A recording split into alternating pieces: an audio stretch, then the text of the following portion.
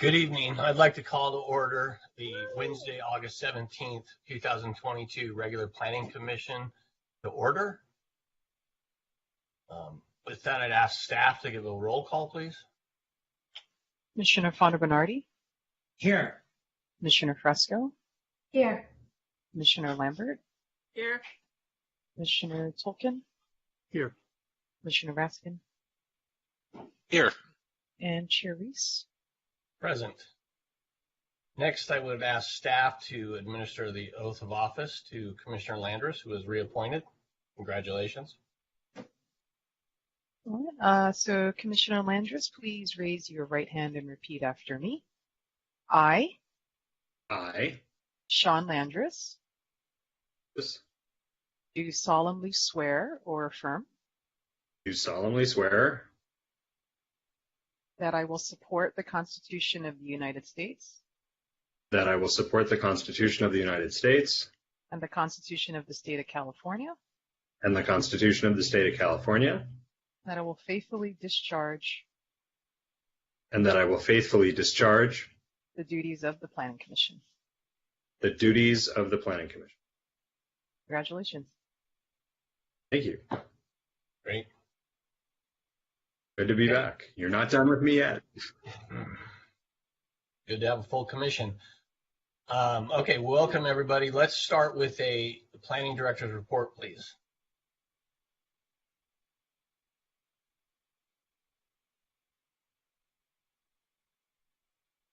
Good evening, Commission, and congratulations, Commissioner Landris. Coming up at your next meeting on September 7th, there are two map extensions. These are for the projects that were entitled together at the same time, 1828 Ocean and then 1921 Oceanfront Walk. So these are the projects, one at Ocean and Pico, the other next to Costa del Mar, the vacant parcel there. We also have a conditional use permit application for alcohol licenses for 120 Colorado, which is the formerly Wyndham Hotel that's currently closed for renovation. It will reopen as a, I think it's going to be called the Pier View Hotel. It will no longer be the Wyndham. They're upgrading the rooms and common areas, adding a restaurant, and as part of that effort, seeking a alcohol CUP. And then also on the 7th, ROI, resolution of intention for demolition IZO. And coming up, next meeting in September on the 21st, a major modification in CUP at 2668 2nd Street. And then looking for Planning Commission input on the permanent private outdoor space recommendations. So you will be reviewing a red line of that, and then your recommendation will go on to City Council. Speaking of City Council, their actions coming up August, at the meeting on August 3rd, they adopted a resolution for ballot measure related to rent control. So that was something that was discussed at one of their meetings and then continued to a special meeting. But finally on August 3rd, they adopted language for that. And then upcoming next week on the 23rd, Carl Thorpe School CUP appeal. So this is one that the Planning Commission, I don't even know when it went to Planning Commission. I know it's been several months, maybe close to a year, but it's been continued several times. So we're hoping to finally have that heard by the City Council. And then same night, Council will be considering an ordinance that would prohibit amplified sound in Ocean View Park, which is the park down by the beach near the Shores residential buildings. And then on September 13th, a resolution declaring surplus lands. We are talking about a couple of different properties that night with the council. We can update you more on that later. And then other updates coming up on the 22nd, the Objective Design Standards Workshop. So that will be from 6 to 7:30, and then the link is there on the screen. And that concludes my report. Happy to answer any questions you might have. Great. Commissioner Lambert. Okay, David, the ROI for demolition that's on our agenda, does that have anything to do with SB 9? No, this has to do with the IZO that's currently in effect for the demolition process. So it is due to there is I think it's due to expire at the end of this year, I believe. Or so we're moving forward with just beginning the process, to talk about codification of it. But no, it's not related to SB 9. Okay, thank you. I have one more question, but it's actually, we no longer have an agenda item for planning commission items for the future, so I'm going to ask this as a question of David. A few days ago, I wrote to Jing and said I thought it'd be a really good idea for the commission to get a presentation on the water situation in Santa Monica. And I know people have been asking me about all this, the hysteria about the Colorado River, et cetera, et cetera, et cetera. What is the impact on the outside sources we use?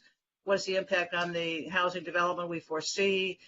So I think having a person from the water, whatever they're called, the water man or water woman, come make a presentation just to put people's minds at rest would be a really good idea. So I would ask that you do that as soon as you can. Okay. That sounds like a good idea. We'll reach out to our colleagues in Public Works and see if we could arrange something for that. Thank you. Commissioner Fresco, I saw next.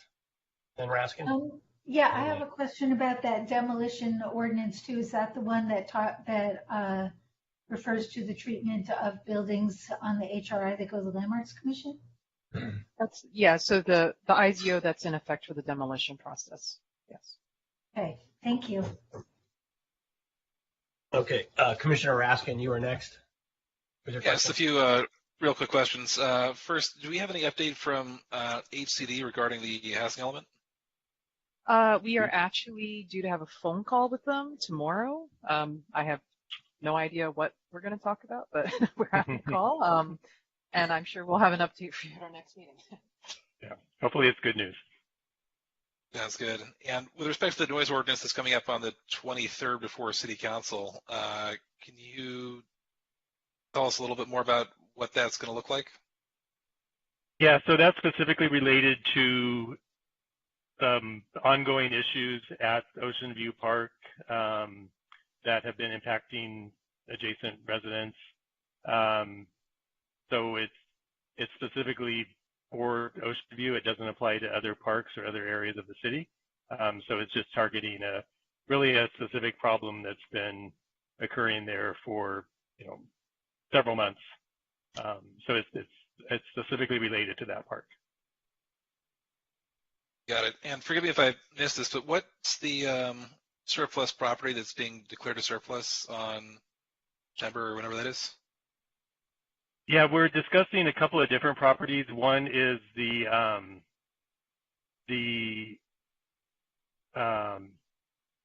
call it the Apple Building, but it's city-owned property near the Expo Light Rail Terminus Station at Colorado and 4th. So it would include the building owned by the city, which is fronting on 5th Street. And then there's the Comma building next to that, which is not owned by the city. And then there's also what we refer to as the Kiss and Ride lot. That is that parking area just south of the Expo station. So this would be specifically related to the Kiss and Ride lot and the Apple building, declaring that surplus. And then perhaps, there may be an opportunity for the developer who's looking at the Comma building to do something, a larger project, or if that didn't work out, then there could just be some other kind of project, some other housing developer that might do something there.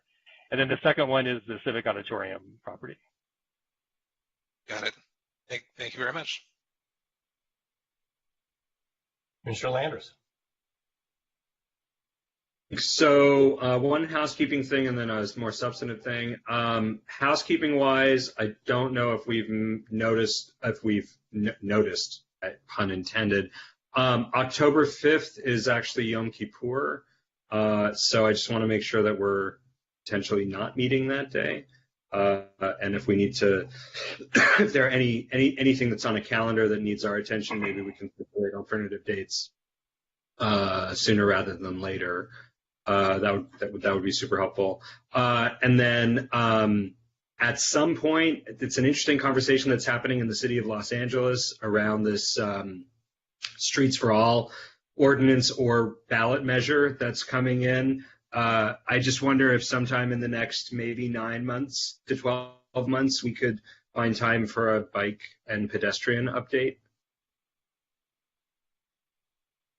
Sure. That would be great. That sounds good. Bike plan, pedestrian plan to be. Yeah, we can talk to mobility about them coming and doing a presentation. And if I could just go back to Commissioner Raskin's question about the surplus land. So I don't want to alarm anyone about the Civic Auditorium. I saw Commissioner Fresco kind of look around like, what is he talking about? But basically, yeah. So this, we're not talking about, housing or doing anything that would demolish the Civic Auditorium, obviously. But we have had some interest from operators who would maybe like to explore doing something in terms of refurbishing the building and reactivating the building. But we have found that in order to do that and to kind of move forward with any of those options, we would first need to declare the land surplus and go through that process just to clear it. But it's not, we're in no way intending to do anything that would impact the Civic Auditorium itself. It's just to kind of clear the way so that when we do have a proposal that makes sense, we can move forward. That sounds super exciting. Yeah, thank you. Jim, I have one more quick question, if that's possible. Well, hold on. Sean, you're done with your questions? Oh yeah, those were it, about October 5th, and then I'm sorry. You're right. Yeah, I'm good. Go I ahead, appreciate it. Go ahead, Leslie. I have a question, David. It looks like we're going to have until October 2024 to do the zoning required to be compliant with the housing element, if I'm not mistaken. What does that do to the timelines in the housing element itself in terms of the deadlines we've set for ourselves? Yeah, go ahead, Jane. I mean, I think that, we will, like I said, we're having a call with HDD, and I think we'll know more about our timeline going forward, just depending on whether we have a positive reaction or recommendation, to what was submitted, or if further revisions are needed, which would potentially extend out our timeline. So, we will certainly report back to the Planning Commission at your next meeting, just based on our planned conversations with HCD. Okay, thank you. Okay. I think we're done with our questions. Anybody else? Last one before we move on? Okay, not seeing any. I'm going to move on to some of our bureaucratic items related to public announcements. I want to highlight, please note tonight's procedures for public comment. We are accepting real-time oral public comment by phone for each item. Please check the top of the posted agenda for a phone number to call once the caller queue for each item opens. The caller queue will open when each item is introduced, and it will close after the first 5 public comments are heard. Written comments received up until noon today have been read by the Commission. Comments received after 12 p.m. today will be considered part of the record proceedings, but may not be posted online with the Planning Commission's agenda prior to the meeting. A second announcement relates to the moderator chat function in BlueJeans. This is for technical help from administrative staff only. It is not for public comment. The Commission cannot see the chats, and comments will not be forwarded to the Commission or entered into the record. Only for assistance. With that, I'll ask if any commissioners have any public announcements. Commissioner Landris. Yeah, I just wanted, well, 2 things. One, practically, is that I sent it to Jing and to Sheila Shabazi. I just signed up for what looks to be an interesting briefing at the end of August on not mixed-use buildings, but all-use buildings. As we get into redlining our new development standards, this is something that's being put on by Spur in the Bay Area, and I hope it'll be circulated and posted, because it looks like an interesting. The notion is what does it take to build buildings that can have different uses at different times? Not that you would simply convert a commercial building to housing, but well, if you don't need the housing, then it could be used for something else. And I don't know more than that. It looked really interesting to me, so I signed up for it. And hope others might want to do that as well. And then the other, just as a matter of interest, having spent a whole bunch of time in Central Europe this summer, I learned that there is a housing crisis in Slovakia, for instance, that looks a lot like ours, where people cannot build market rate housing fast enough, prices are going up, and affordable housing is extremely difficult to build and very hard to build. So I offer that simply as we are not alone, but also we should not shy away from looking globally for good ideas and good opportunities to learn and adapt here in Santa Monica. I wish I had brought back an idea, but I'll at least bring back the Misery Loves company. Great. Thank you for those two announcements. Seeing no others, I'm going to move on to the consent calendar items. And commissioners, I just want to highlight on this. We've had this on our agenda for a while because we had a lot of vacations, and I was prepared to vote on the June 1st, but not the 15th because I was not there. So I'd like to entertain these motions fairly quickly and separately. If I can get a motion to approve the June 1st, I would appreciate it. I see Commissioner Landers. So moved. Yeah, I was at both. So, yeah. I see I second Leslie. I heard a couple people, but I saw her hand. Yeah. So if we could get a roll call vote. Commissioner Fondo Bernardi, Yes. Commissioner Fresco, Yes. Commissioner Lambert, Yes. Commissioner Landris, Yes. Commissioner Tolkien, Yes. Commissioner Raskin, Yes. and Chair Reese. Yes. Can I get a motion to approve the minutes of June 15th, please? So moved. So moved. I have Fondo Bernardi moving and Landers second. Commissioner Fondo Bernardi, Yes. Commissioner Fresco, Yes. Commissioner Lambert, Yes. Commissioner Landris, Yes. Commissioner Tolkien, Yes. Commissioner Raskin, Yes. Chair Reese. Abstain. Okay. The next, we're going to skip over the study sessions. We have none, no continued items, no administrative items. I'm going to turn to the public hearing. And this is a public hearing related to 2411 29th Street, 22 ENT-0180. And it's an appeal of 21 ENT-0243. This is an appeal of a zoning administrator's denial of a height modification for a 6-foot high hedge on top of a 3.5 foot tall block wall for a total height of 9.5 feet along the front parcel line along 29th Street and both sides of the front yard. There is a longer description here, but I'm going to put a pin in that right now, and I'm going to ask staff to walk us through the staff report. Commissioner Landris. Thank you. Colleagues, I wanted to disclose that I, as probably everyone knows, I live about 850 feet property line to property line from this address, and I have consulted with the city attorney regarding any obligations to recuse, and on the advice of the city attorney, there is no reason for me to recuse on this item, as the decision would have zero impact on my own property. However, in the interest of transparency, I didn't want to disclose my proximity, obviously my familiarity with the neighborhood, and before we proceed, make sure that neither the appellant nor the respondent has any objection to my participating in view of my intimate familiarity with 29th Street.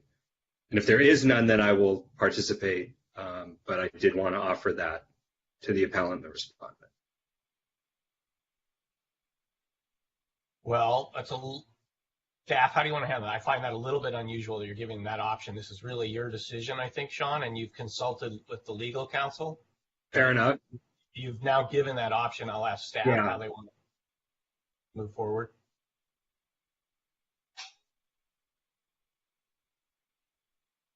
I think that, that's not, I probably will maybe check with Heidi here, but I think that in this case, Commissioner Landris has disclosed, his proximity. I'm not sure we need permission from the appellant. We can confirm that. Okay, I just want to make sure that there's no, objection later on. That's really, I have no problem participating, but I don't want to put the appeal at any risk if the appellant has a problem. That's all. I'm just trying to make sure that whatever decision gets made tonight is not challenged on the basis of my own participation. Sure. So understood. Just to confirm, as Andrew said, he did inquire with our office. There does not appear to be any legal obligation for him to recuse. So he has properly, he has disclosed and I think met that responsibility under the Political Reform Act. Okay. Are there any other disclosures, commissioners? Or Lambert, and then Fresco? I went over to the property this afternoon about 1 o'clock, got out of my car, walked around the property, even actually walked up the driveway and saw the gate. And that's what I did today. Great. Commissioner Fresco. I also visited the property on yesterday around noon.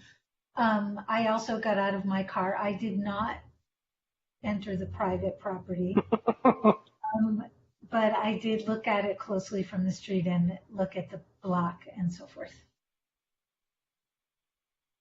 Okay, any other disclosures?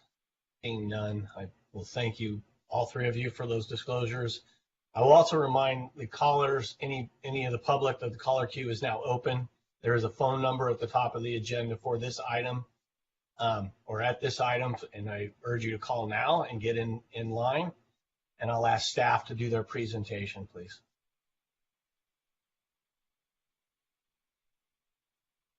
Great, thank you very much. Good evening, commissioners. Tony Kim, principal planner. Hopefully you guys can see the PowerPoint. Great, thank you. So before you tonight is an appeal of a denial of a hedge height modification at 2411 29th Street, case number 22 ENT 0180.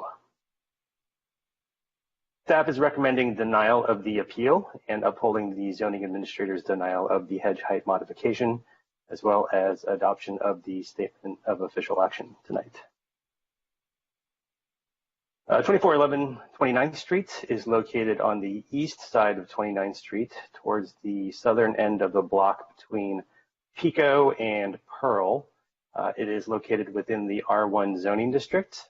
Currently on the subject parcel is a single unit dwelling with a detached rear garage. The height limit for any fence or hedge in the front yard area is 42 inches. The residence was completed in 2018, and part of the approval for that residence included a 3.5 foot high retaining wall in the front yard area, along with a 3.5 foot high wrought iron safety guardrail in the front setback area. As measured from the sidewalk grade, that represents a 7 foot overall height, which includes the retaining wall and the wrought iron guardrail.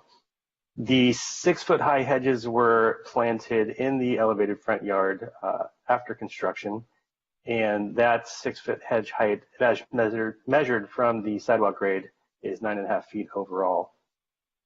A code compliance case was initiated in 2021, and the applicant filed a discretionary hedge height modification on October 29th of last year. the zoning administrator issued the denial of the hedge height modification on June 14th of this year.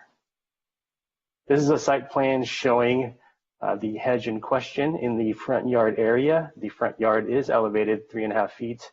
The red highlight shows where the existing retaining wall with wrought iron guardrail is located.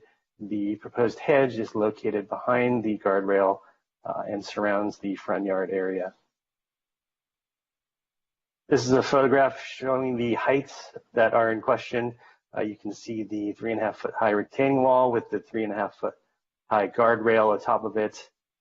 That is the 6 foot high hedge behind the guardrail, which shows as being an overall height of 9.5 feet as measured from sidewalk grade. When looking at hedge height modifications, the zoning administrator looks at the neighborhood context, and that typically is a survey area that includes both sides of the street on the block. And in this case, it encompasses all of the R1 zoned properties along 29th Street. So that includes, in this case, 29 parcels within the survey area. The subject parcel is shown with the red star. A part of the research that is done within this survey area is to see if there are any other parcels that have the registered non-conforming height fences or hedges, any parcels that might have had previously approved height modifications, and any parcels that have existing non-conforming height fences, walls, or hedges that weren't registered and are considered to be illegal in height. Just to point out also, there was one registered parcel just outside of the survey area in the multi-unit dwelling district for a front yard hedge. Otherwise, in this survey area, there were no other registered hedges. There were 8 existing non-conforming height fences, walls, or hedges that will be subject to code enforcement action. So these are photos showing adjacent parcels to the north and south of the subject parcel. You can see that both neighboring parcels also have elevated front yards. One has an open front yard, and the one to the south has an illegal chain link fence around it. This is a view of the west side of 29th Street looking north. You can see that the majority of front yards on this side of the street are open front yards. This is another view looking south on 29th Street of both sides of the street, again showing that the neighborhood is predominantly made up of open front yards. In making a determination for fence, wall, and hedge height modifications, the zoning administrator must make 3 findings. The first being that the subject fence, wall, or hedge will be compatible with other similar structures and is required to mitigate impacts. The second is that the modification will not be detrimental or injurious to the property or improvements in the general vicinity.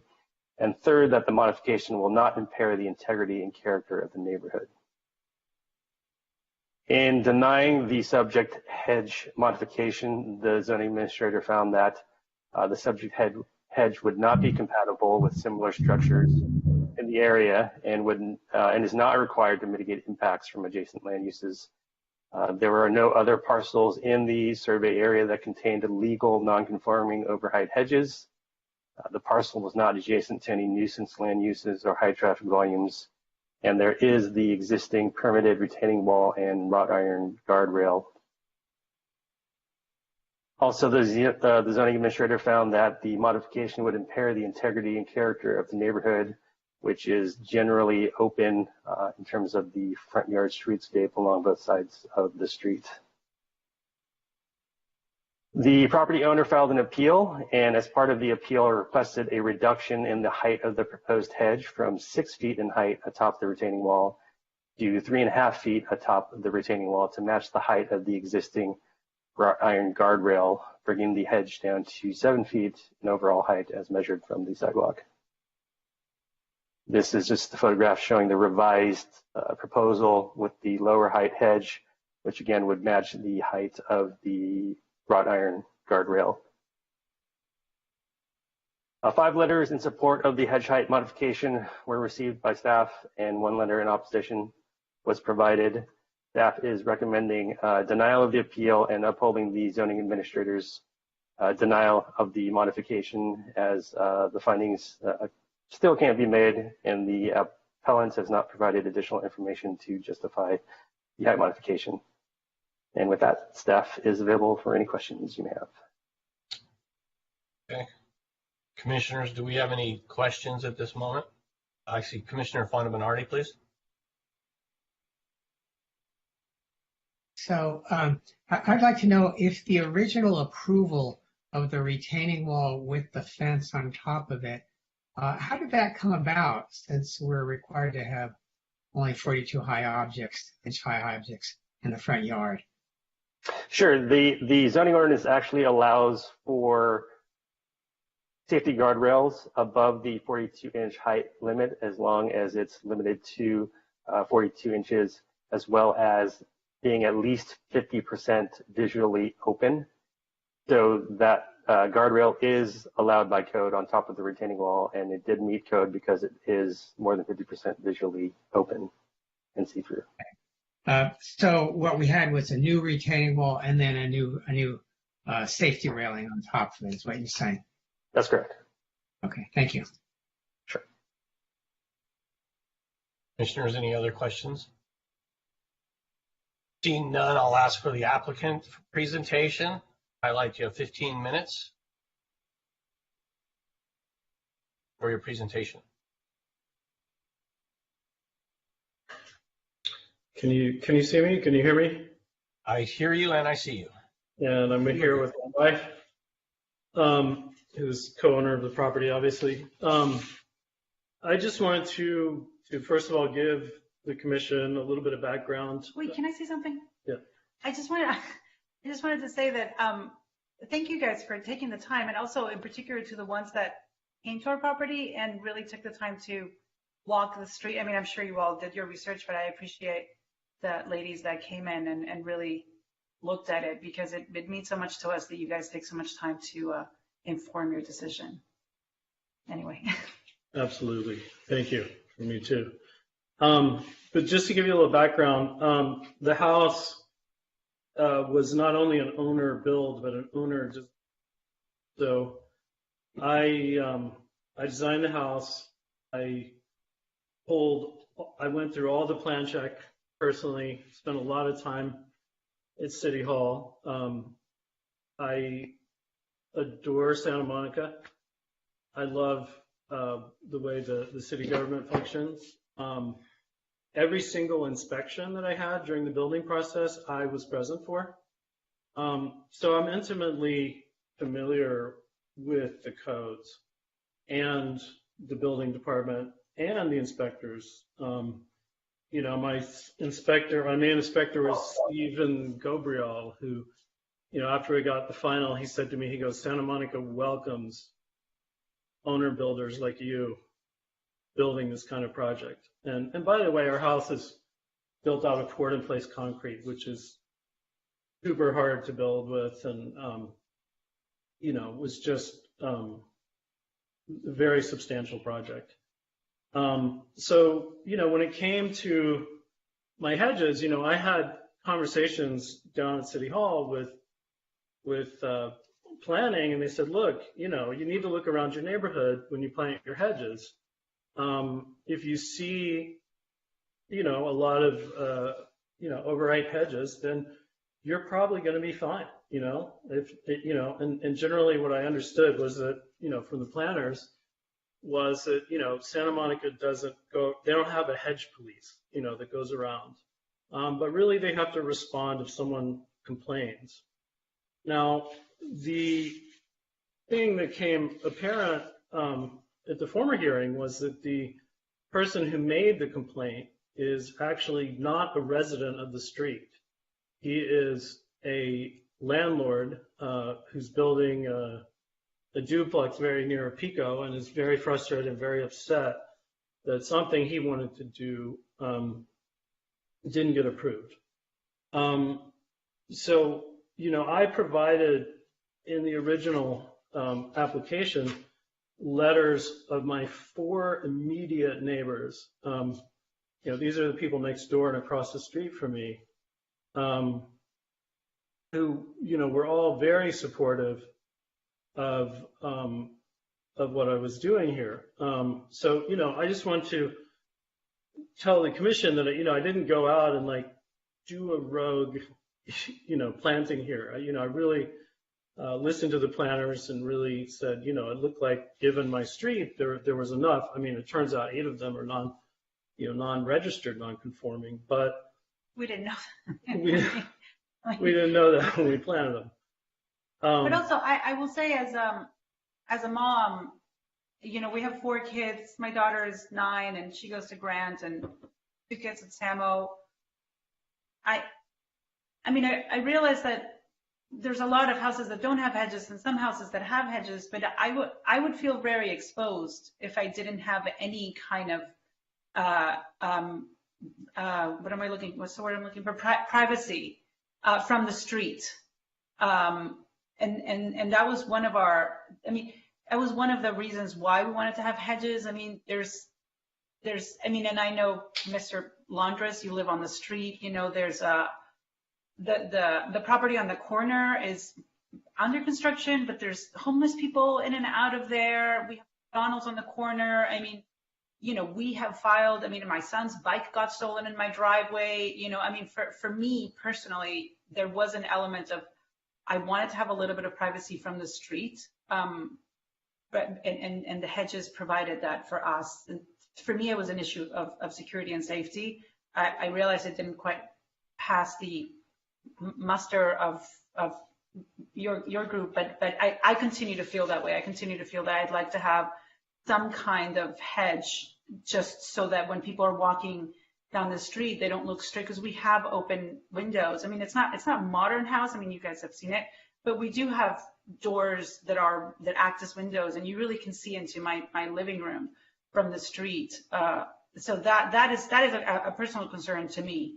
I know, and you guys know, that what we're asking for now is to essentially have the hedge match the fence.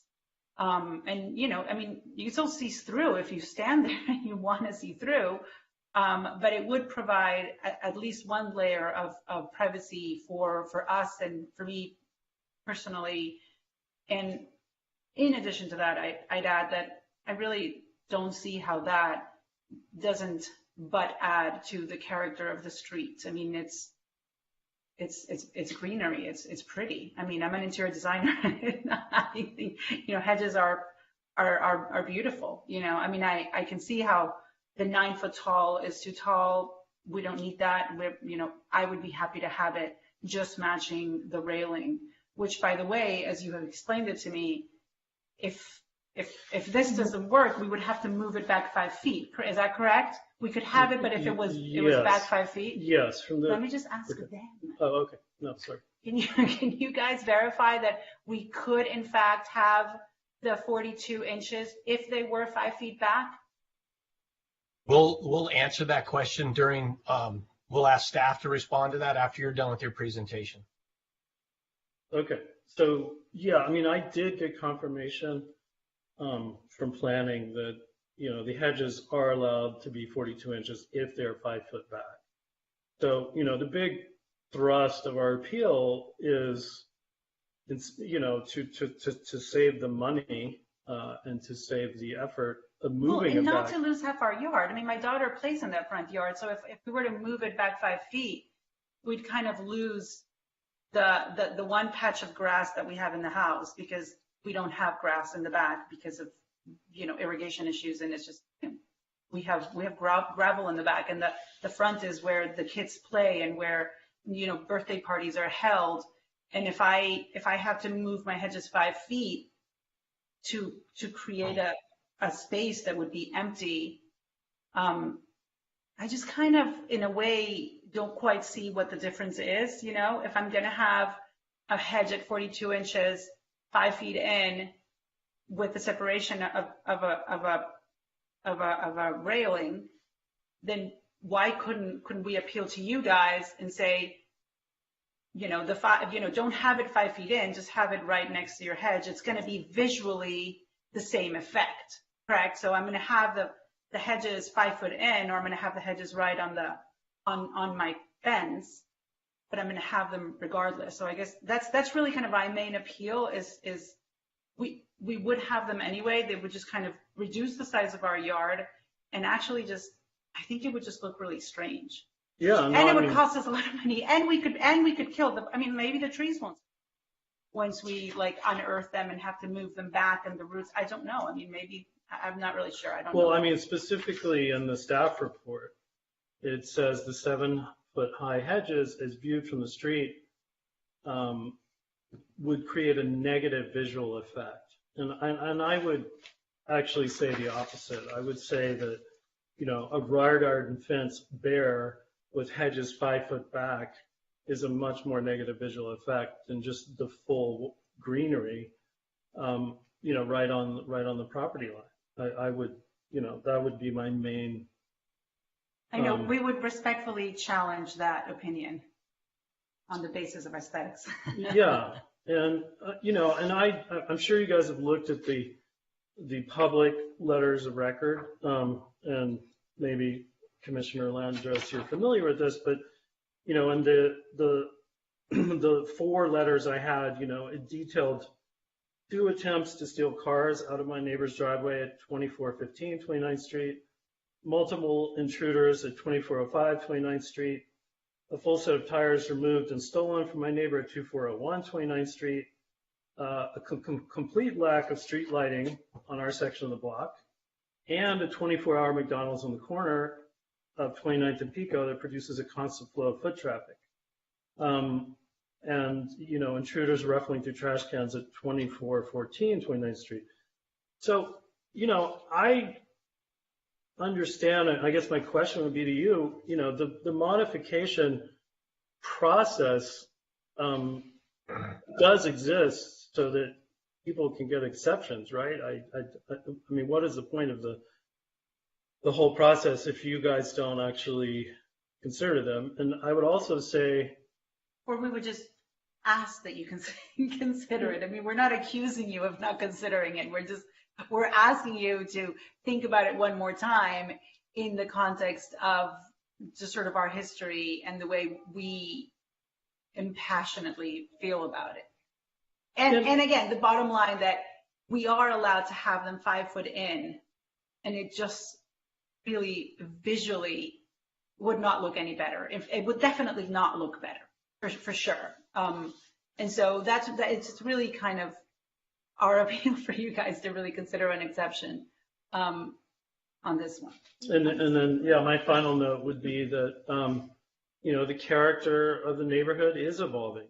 The street is evolving, yeah. Thanks to projects like mine, which improve the neighborhood, which improve the property values, which improve the tax, you know, basis for the city. But at the same time, we're very respectful of the character of the neighborhood and the people that have been here for a long time. I mean, again, I'm an active parent, and the school, you know, it's a great neighborhood, and some people have been here for a long time, and some people like us have been here for 5-6 years, and we all have a place here, really. Yeah, and we love it. I mean, we would walk our daughter Grant almost every day, so you know, we're certainly grateful to be in the neighborhood and grateful to be in Santa Monica. Anything else?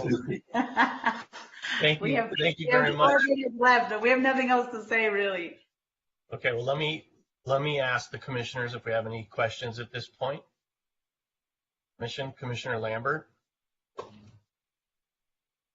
I have a question. Do you have a neighborhood watch in your neighborhood? We have the next door, and that's very different. That's very different. The neighborhood watch is a program, a neighborhood-based program that you form with the police department. No, not that I know of. I mean, and it sounds like you have a group of very engaged neighbors, so it might be something. I mean, me and our immediate neighbors, we share our Ring camera footage. We talk to each other. We look out for each other. You know, we call each other. You know, it's very frustrating to me that someone who doesn't live on the block is the source of this complaint. I know. Well, I mean, just based on the letters that you guys submitted, it sounds like you have a very fertile ground for a neighborhood watch program. So I would encourage you to pursue that. We will. That's a great. Have you contacted or thought of contacting the police department about security measures for your house other than a hedge? No, I mean, if we got the 6 feet, we were going to install a locked a door that was the same height of the hedges, and so we were going to be really, really secure. But okay, that's something I would encourage you to do as well, because they're more than happy to come to your home. And what I hear more than anything is lights, outside lights. Well, that's what our neighbor did when they Right. broke it. Like, I don't know if Well, they broke actually, it. They that was- walked in all the way to the back of his property and they ransacked his car. And so what he did is he installed a ton of floodlights and Right, my right. kids That's don't. very, very effective. And a German Shepherd. Yeah, we have a poodle. Sorry. Are there other questions, commissioners? I guess I'm going to venture a question to you. Is, one of the things that we hear in this commission, we hear fairly often, is that the hedge is going to provide some safety. But a couple of the examples you highlighted, I'm wondering if this hedge is actually safer, and I want to get your opinion on it. I mean, if there was somebody's car, if your car was getting stolen out of your driveway, you wouldn't be able to see it with the hedge. And then there was another example of tires being stolen out of the street. Again, there's an argument could be made that there's more safety when there's more eyes on the street. So how would you respond to that? Oh my God. I will tell you right off the bat from my stomach, in my gut, what I want the least is for passerbys to look into my house and to look into my living room. If somebody is outside committing a theft, I'm probably going to call the police. I'm not going to go out there and try to get them to stop stealing cars. You know what I mean? And even then, I'm not sure that I can do anything about it. It's really more, I just feel like I need to have some privacy. My husband travels a lot. I'm home alone with the kids a lot. And it's just a matter of not being fully exposed. And in a way that doesn't impair, everybody else.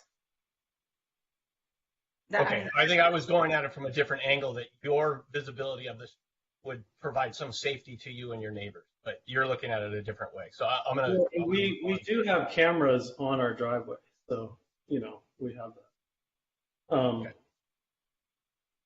Our ideal goal was the 6-foot hedge with a door up to the front yard, which would really be the ultimate barrier. But obviously, given the state of the first ruling, we're not asking for that anymore. Okay, any other commission questions? Commissioner Landers. Yeah, thank you. And these are never easy decisions to make. I'm curious, as you've been preparing for this appeal, whether you've had an opportunity to look at recent hedge appeals in Santa Monica, and in particular, there was a case before us about a year and a half ago. Colleagues, help me if I'm misremembering. Relatively new build property where there was a similar argument being made about windows visibility from the street. And I was wondering if you had any observations about how your case was specifically different from that one. Because at the time, when the commission ruled on that case, the question of privacy and the question of visibility from the street of the large windows, the law didn't change after the buildings were built.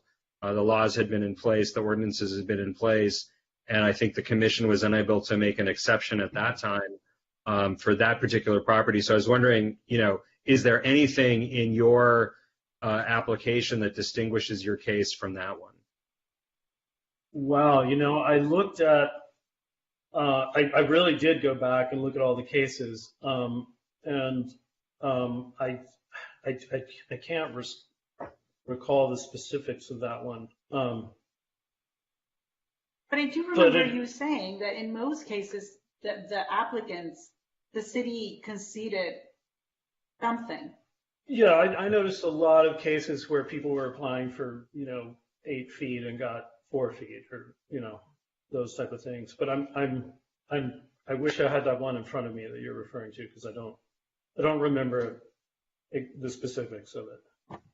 Okay, thank you. But that would be a precedent, you said, where I didn't say it would be a precedent. I was just looking for, how this case was different from that one, because, certainly my own thinking, I'm trying to be, we all want to apply the law, and we want to apply the law fairly. So I think, what I'm looking for are specific distinctions that would substantiate different kind of treatment. Let me ask you a question, because when I was speaking earlier and I posed the question to you guys, I don't know who it was, I'm sorry, said that we should wait until Q&A. And so I guess what I had said earlier, which is really kind of the bottom line it really sits at the heart of our appeal, which is we are allowed to have a hedge at 42, 5 feet in. So why could we not have a hedge right at the edge? It would be the same visual impact one way or another. We are going to, for all intents and purposes, block the view or have a front of the house that has a 42-inch hedge. And what we're asking you guys is, what would be the difference for that to be 5 feet in or right at the edge? So I'm not in a position to answer that question, but I will answer a question with a question. Given the rules of the city, which include permission to put in trees, as long as you can walk around the trunks, I think the question could be posed back. Why did you choose to put in a hedge of that form, and why not put in trees such that the trunks could be walked around, but then the crown of the trees, there's a bit more flexibility on when there's a bit more flexibility in Santa Monica when it comes to protecting trees than when it comes to protecting hedges. I'm not commenting on the rationality, but if that was your goal, why not start with trees like a podocarpus or something where you can trim the areas around the trunks? But a tree is a trunk. A tree doesn't give you the, again, if you're walking on the street, right, you're looking into the house because our house is raised, right? I mean, I think part of the issue of this whole situation is we wouldn't have a 9-foot hedge if our house didn't start 3 feet from the sidewalk. I mean, that already puts us at a little bit of a disadvantage to begin with, because our house, like my floor where I walk on is already 3 feet up from the sidewalk. 3.5 inches, feet from the sidewalk. So if I were to put a tree, I still wouldn't have any privacy up until a couple of feet above that, correct? Like a tree has a trunk and then the foliage comes on the top. So I don't know. And also, actually, it goes back a little bit to, the conversations I had when I was building the house with the planners. They said, well, look around, look up and down your street and see what you have. And these are ficus, they're actually, they're more ficus trees than they are hedges. I mean, we planted them, they were 24 inches high, so that was the general thing. I looked around the neighborhood, I saw a lot of high hedges, and the planning desk said, well, you're probably not going to have a problem because, if you have examples up and down the street, no one's going to call and complain. And, here we have a non-resident builder making the complaint, So that's kind of how, but, I guess we would, if we go 5 feet back, maybe we'll pursue some trees at that point, Okay, well, let's take a step back for just a second and ask staff to respond to that question right now, please. Sure. The question about the location of the hedges and if they were to be set back 5 feet from the front line? Yes, sir. Yes. So the way the code identifies how hedge and fence and wall heights are measured, it's measured from the lowest adjacent grade on either side of the fence or hedge. But when it's within 5 feet of a sidewalk, then the heights are measured from the sidewalk. So if the hedge in question was set back 5 feet from the sidewalk, then the height of that hedge would be measured from the lowest adjacent grade on either side of the hedge, which would be the front yard. So in theory, yes, they could have a 42-inch high hedge if it were to be set back 5 feet from the front parcel line. Good. Which is basically the same thing we're asking, except can we please have it at the front, and then my daughter can have a full yard. I think that point is arguable, because if a hedge is viewed from the street, the height appears different, when it's at the front parcel line versus 5 feet back. It also provides more of a terraced effect, and it's not one continuous surface that's right at the front parcel line. Thank you, Tony. I think Commissioner Lambert had a question. I did. I can't remember what staff said about the transparency requirement of your metal fence. 50%. I can't remember. It'd be at least 50% clear, I believe, is what I read. Okay, so That's correct, for a safety guardrail. So could you live with 50% planting along the guardrail? Am I getting that right, you guys? Well, that wouldn't apply to a hedge. That's only to a safety guardrail. Well, I could live with trimming. if you're them. asking us, Yes. Could we thin it? Of course we could. Yeah, happy to. So theoretically, they could build a hedge that didn't cover more than 50% of the guardrail. Is that what I'm hearing? Well, Tony, can you help us with that, please? No, that's not correct. The 50% requirement for transparency only applies to safety guardrails that exceed the 42-inch height limit in the front yard. So it doesn't apply to hedges. Okay, but they could cover 50% of the fence itself with something, like metal or whatever. They could modify the guardrail as long as it's 50% transparent. But again, this doesn't apply to a separate hedge. I understand, but if they're worried about privacy, would that be a solution to do 50% of the guardrail covered with metal or whatever that is not transparent? That's a question for the applicant. No, that is a question for the applicant. Oh, well, Okay. and I guess I would also say that I would remind you all that we are sitting here appealing for an exception, right? So we are 100%. And yes, I would trim my hedges. I would thin them. I would trim them. I do whatever you guys want. He said it doesn't apply to hedges. Okay. It doesn't apply to hedges. Yeah. I don't think we're being helpful at this point. So let's keep moving. If there are other commission questions, let's ask them. If not, let's go to the public comment. And the applicant, just so you know, you'll be able to come back and respond to any public comment and any other questions that we might have. But at this moment, I want to turn to public comment.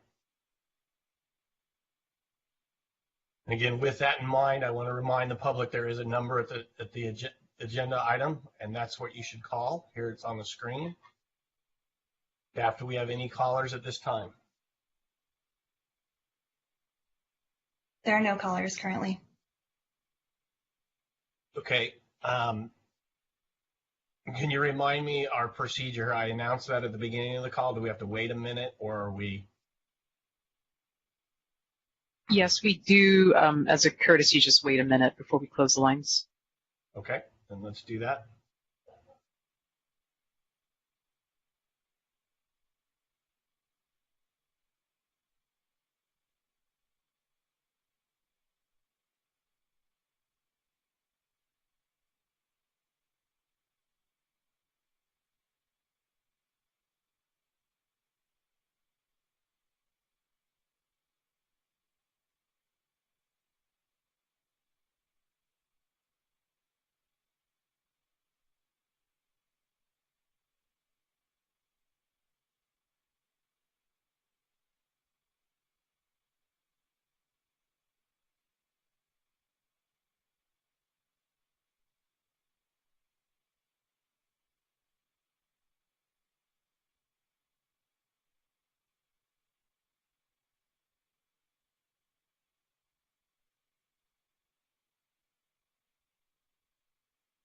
Okay, staff, how do we do? Did we pick up a caller? There are no callers, no. Okay. Then no public comment. I think we'll give the applicant, you have a last opportunity to provide any other arguments you have not made yet, and then we will turn to commission deliberation.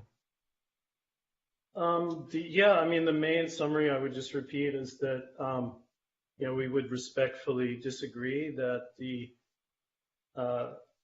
solid green would be a negative visual effect. We would actually consider it a positive visual effect, the greenery for the neighborhood and the street. So that would be our main closing point. Okay, thank you very much for your presentation. Thank you, guys. Thank you. Commission, last chance to ask a question before we turn to deliberations. Seeing no questions, I'm going to end the public. I'm going to end the public comment and turn to Commissioner Fresco. Hi, everyone. As Commissioner Landris indicated, we've heard this story before, and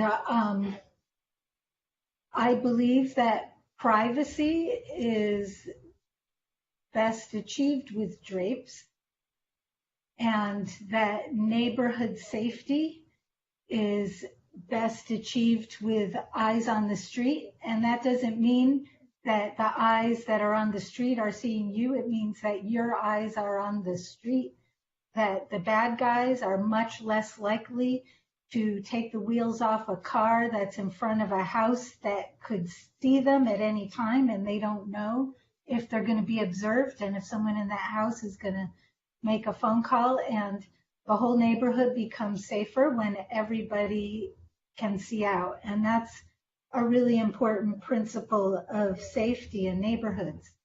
In terms of neighborhood impacts of hedges, the reason we keep them at 42 inches is because we talk a lot about walkability and the comfort of the pedestrian.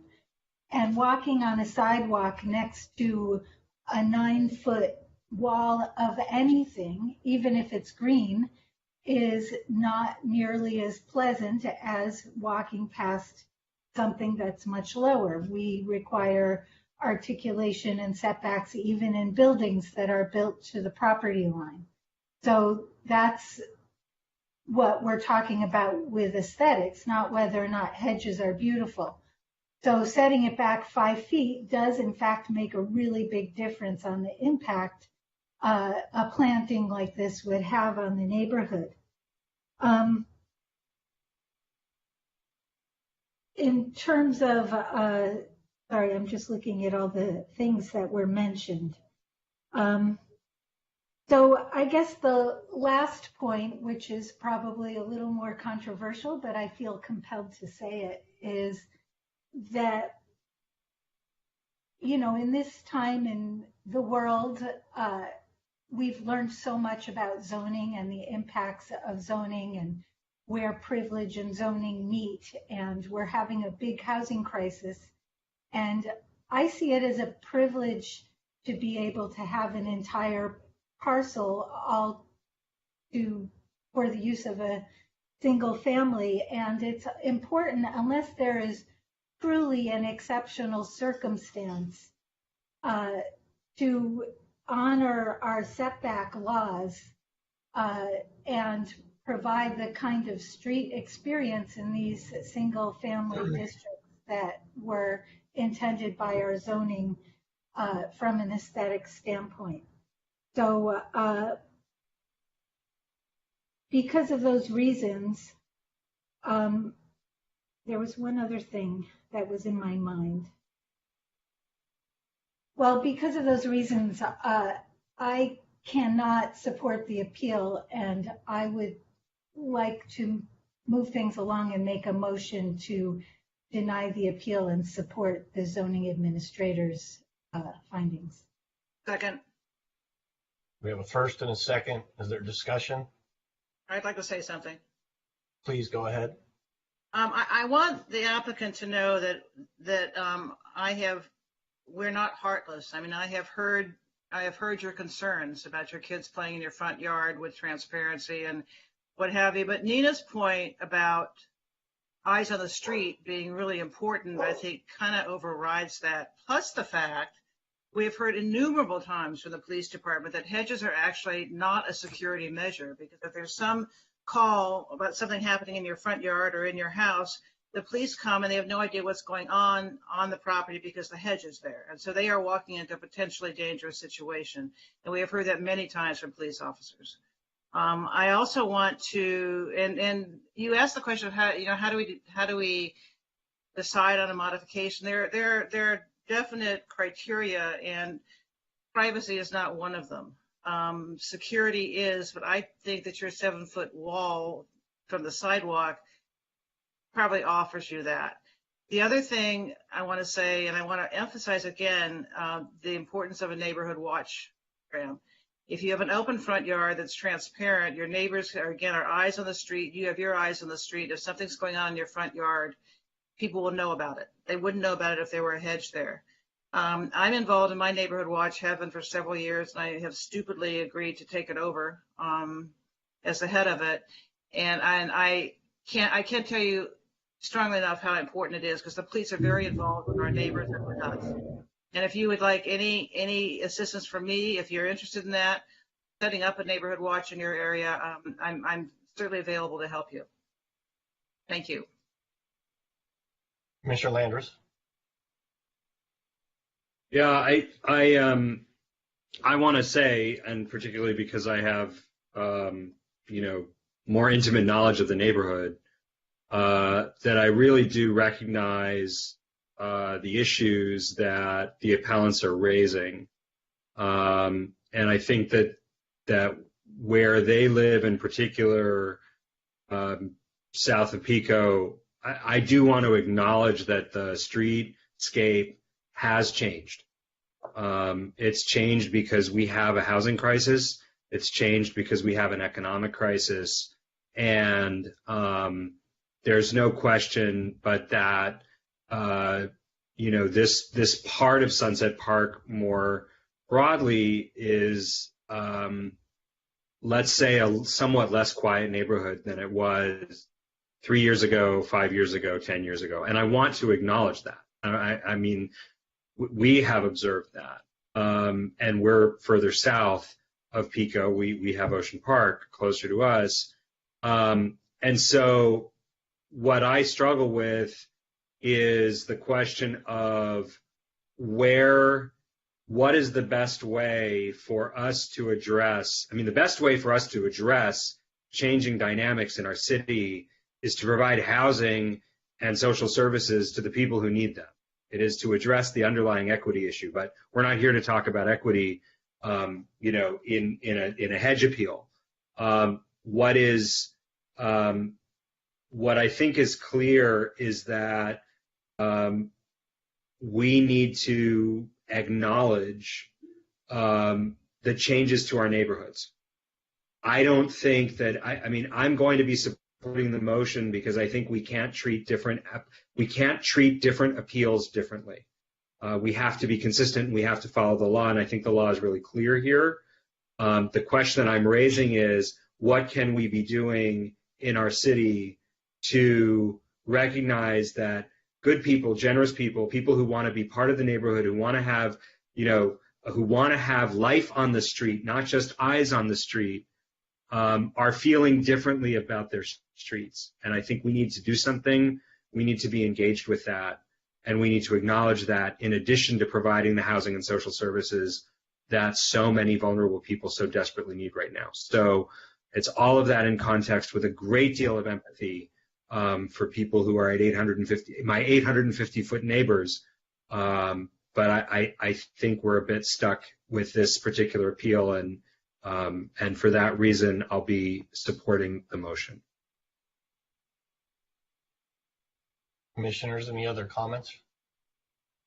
I have one final comment. Okay, Commissioner Lambert. One of the issues that the applicant and their neighbors raised was the lack of street lighting on this section of 29th Street. And I'm sure there's a process for getting street lights installed. I don't know what they are.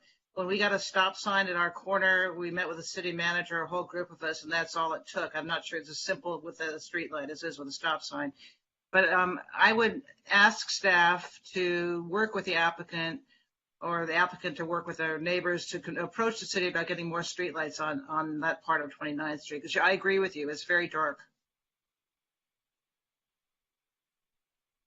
Okay, let's keep it I'm sorry, just on one the more point, please. Go ahead, Commissioner Lambert. point. I would like to encourage the applicants to make good use of the city's, I believe it's now a 311 number, without getting off the point. There are city services available to provide humane support for people experiencing homelessness. It is not only in downtown, it is also on the east side of Sunset Park, and those resources are available. And I want to ask staff to make sure that the appellant has the information that they need, whether it's about how to apply for the street lighting or whom to call with concerns about getting services to people who need them in the neighborhood. So I just want to make sure that those supports are provided to the appellant, even if we're not able to sustain their appeal. Okay. Thank you for that. Commissioners, anybody else have anything? With that, I'm going to ask for a roll call vote. And I think, go ahead. Oh, yeah, I was just going to call the roll. Yep. Commissioner Fonda Bernardi? Yes, for denying the appeal. Commissioner Fresco? Yes. Commissioner Lambert? Yes. Commissioner Landris? Yes. Commissioner Tolkien? Yes. Commissioner Raskin? Yes. Chair Reese? Yes. Then can we have a motion on the STOA? I so move. Second. Okay, moved by Fresco, second by Lambert. Can we have a vote? Commissioner Fonda Bernardi? Yes. Commissioner Fresco? Yes. Commissioner Lambert? Yes. Commissioner Landris? Yes. Commissioner Tolkien? Yes. Commissioner Raskin? Yes. Chair Reese? Yes. With that, that item is done. I thank the applicant for the appellant for their time, and we'll move on to 6B. I'm going to open the public comment for 6B. There is a number at the top on the agenda to call in if you want to speak on this. 6B is a recommendation to City Council on amendments to the zoning code to promote economic recovery efforts, consideration of adoption of resolution number 22-0XX PCS and 220XX PCS resolutions recommending to the City Council that the City Council amend the text of the zoning ordinance related to economic recovery in the city's downtown mixed-use commercial employment, oceanfront, and public semi-public districts, excluding those areas immediately adjacent to the 3rd Street Promenade, and 2, economic recovery in the area, including the immediate area of the 3rd Street Promenade. I'd like to ask staff for a presentation.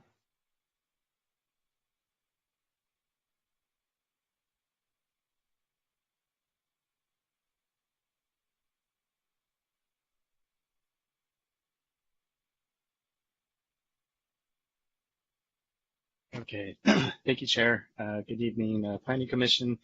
The next item on the agenda are proposed amendments to the zoning ordinance related to the city's economic recovery efforts.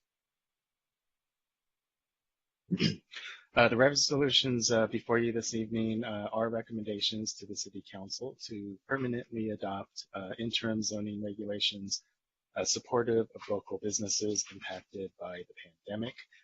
Currently, the city has 2 IZOs that are in effect, but are set to expire at the end of this year. The citywide IZO covers the city's mixed use and commercial districts. And since the downtown promenade is unique in its combination of uses and standards, a separate IZO was established for the 3rd Street Promenade area.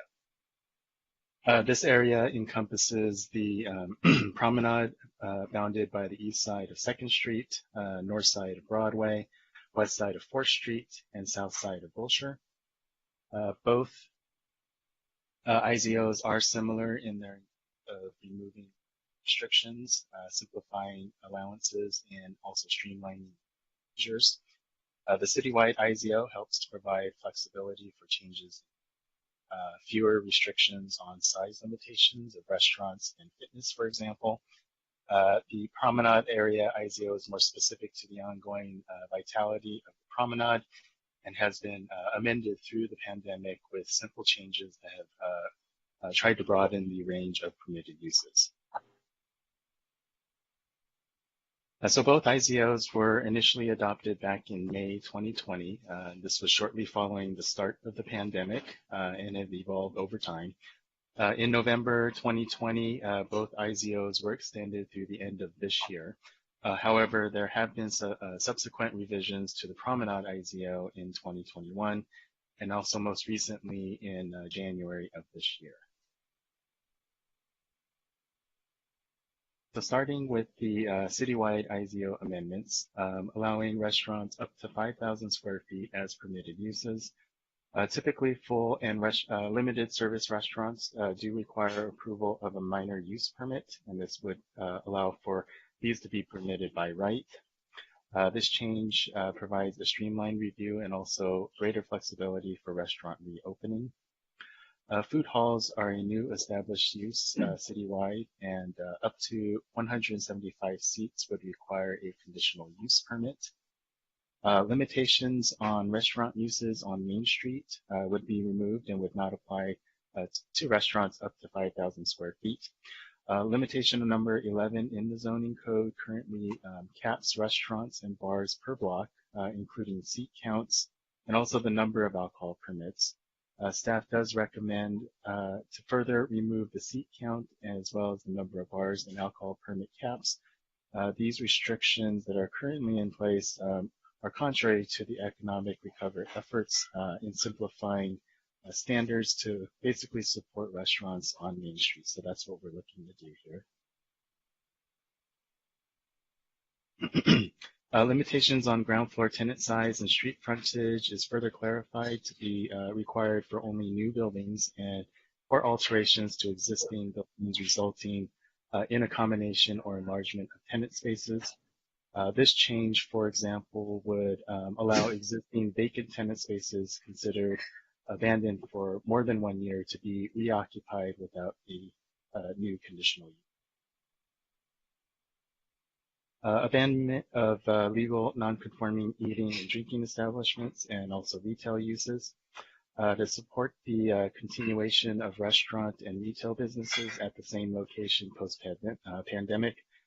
This eliminates the 1 year abandonment period that's currently in the code and allows for these types of businesses to reoccupy vacant tenant spaces of the same use no matter how long it's been vacant for. And this is provided that no other use has occupied the space since the prior use was abandoned. This eliminates the need for new land use entitlements or meeting parking requirements for what is essentially the same use as the previous.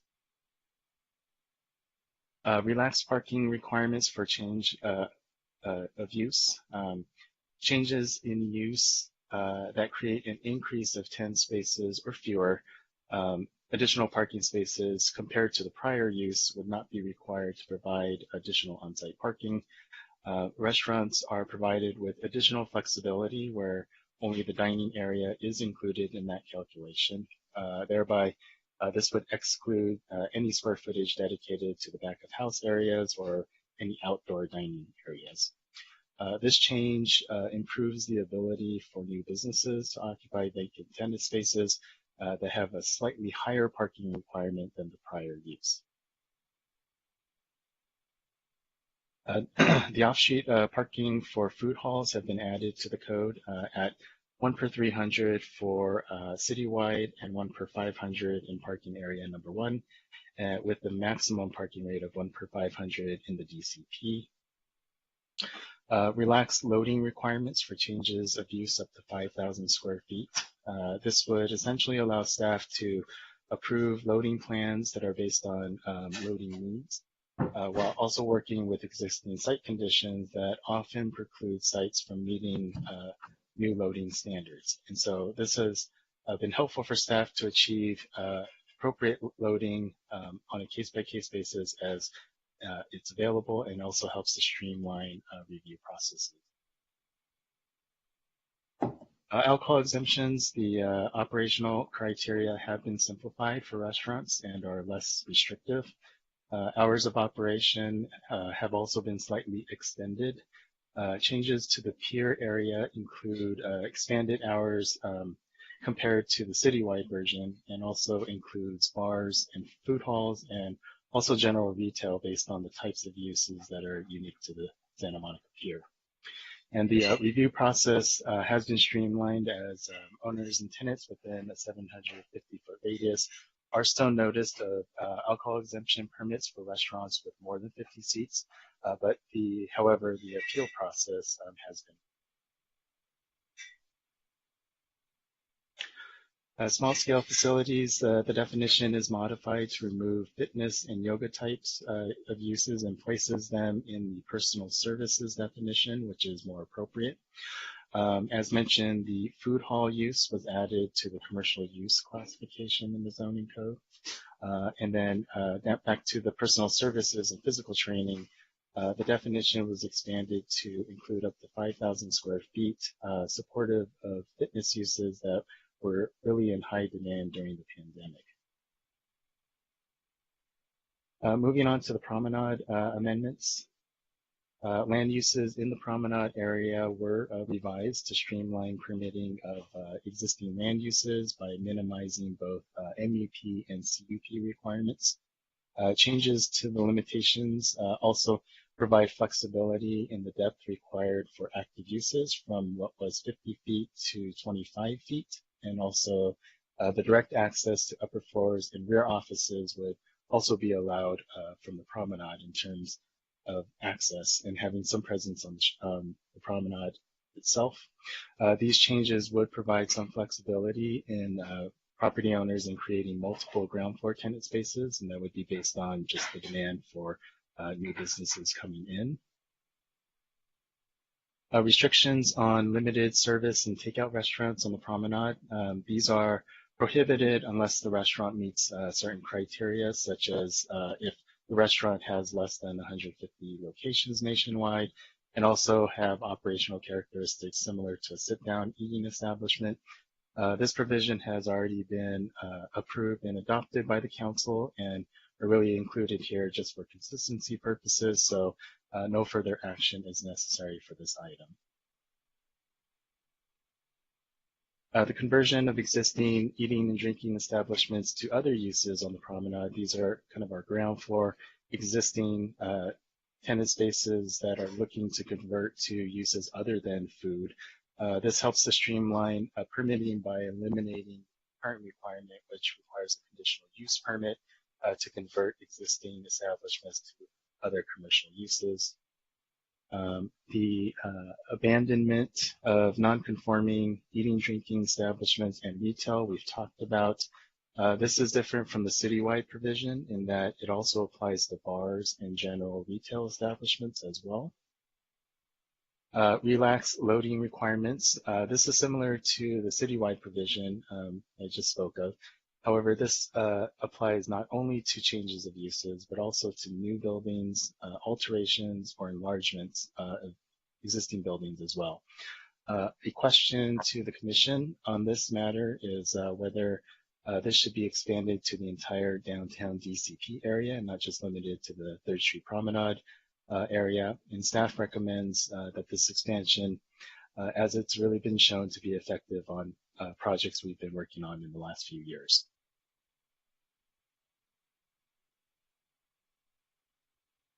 Alcohol exemptions, again, similar to the citywide version, except for bars, nightclubs, and food halls, and also general retail sales were added to the downtown area as applicable uses.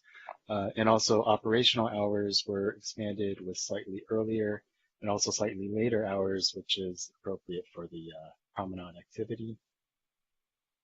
Zoning conformance review no longer requires a formal application for those instances for changes of ownership of existing non-conforming alcohol outlets that do not have alcohol permits.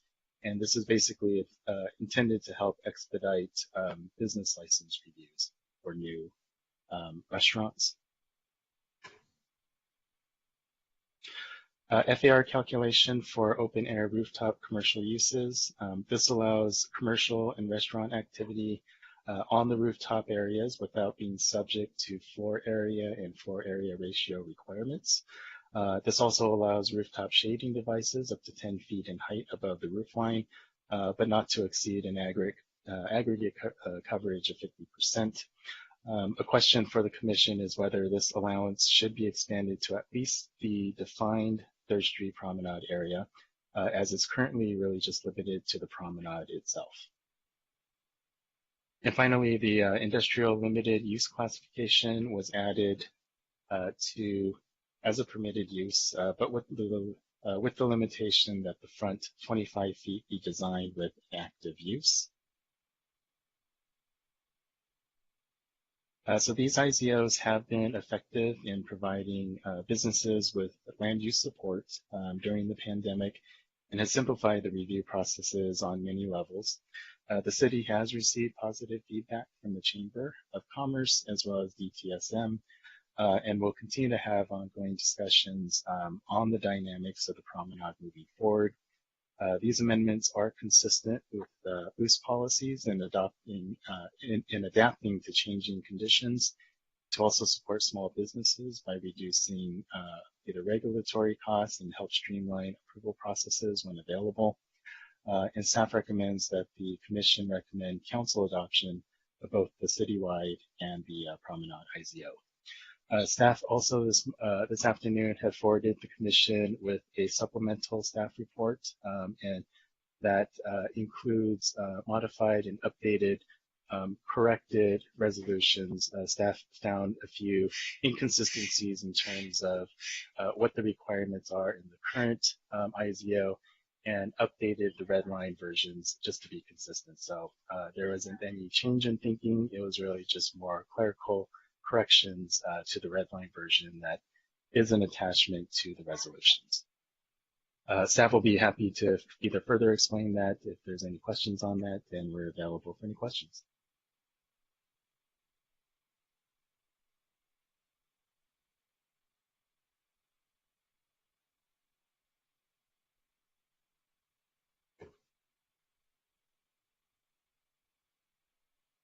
Jim, you're muted.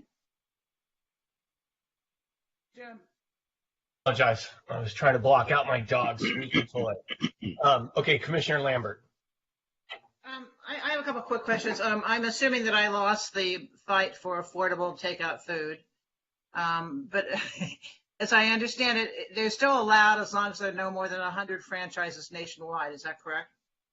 That's correct. So that's one of the criteria. The other criteria is that that it operates very similar to kind of a sit-down restaurant establishment. So there's certain characteristics and criteria that's kind of built in, and basically it's almost like having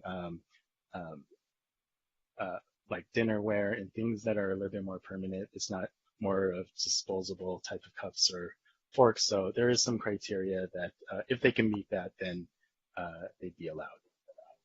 So it's really not fast food. Right. Yeah. And so we're kind of familiar with it. There's a lot of limited services that might be maybe not so much fast food, but they're kind of fast casual. But if they're able to kind of have the dinnerware and those types of operations where it's almost like a sit down, maybe it doesn't have table service, but something that is a little bit less than disposable type of. Why would you have utensils if there's no sit down part of the place? I mean, you can have sit down, it could be an option. It's just not table service. But you're saying you can't have plastic forks. Right. That's part of the criteria that the council adopted. Oh, that's bizarre. Okay. I have one more question. Are food vendors allowed on the promenade? No. Yeah. I can answer that one. Yeah, you're talking about like sidewalk vending, like Yeah, stationary exactly. sidewalk vending? Exactly. No. Right. So for the city's vending ordinance, stationary vending on the promenade is not permitted. Okay, and so I assume that food trucks that are parked on the side streets fall into the same ban? Well, food trucks are different. Food trucks you're in the public right of way. If you, as a food truck, as long as you pay the meter, you are allowed to do that. So that's different versus a mobile vending cart, where someone rolls it and sort of, starts vending in a stationary position. Yeah. And then my final question is, what has happened? When can we ever see the realization of Promenade 3.0? Or does anyone know? The physical improvements.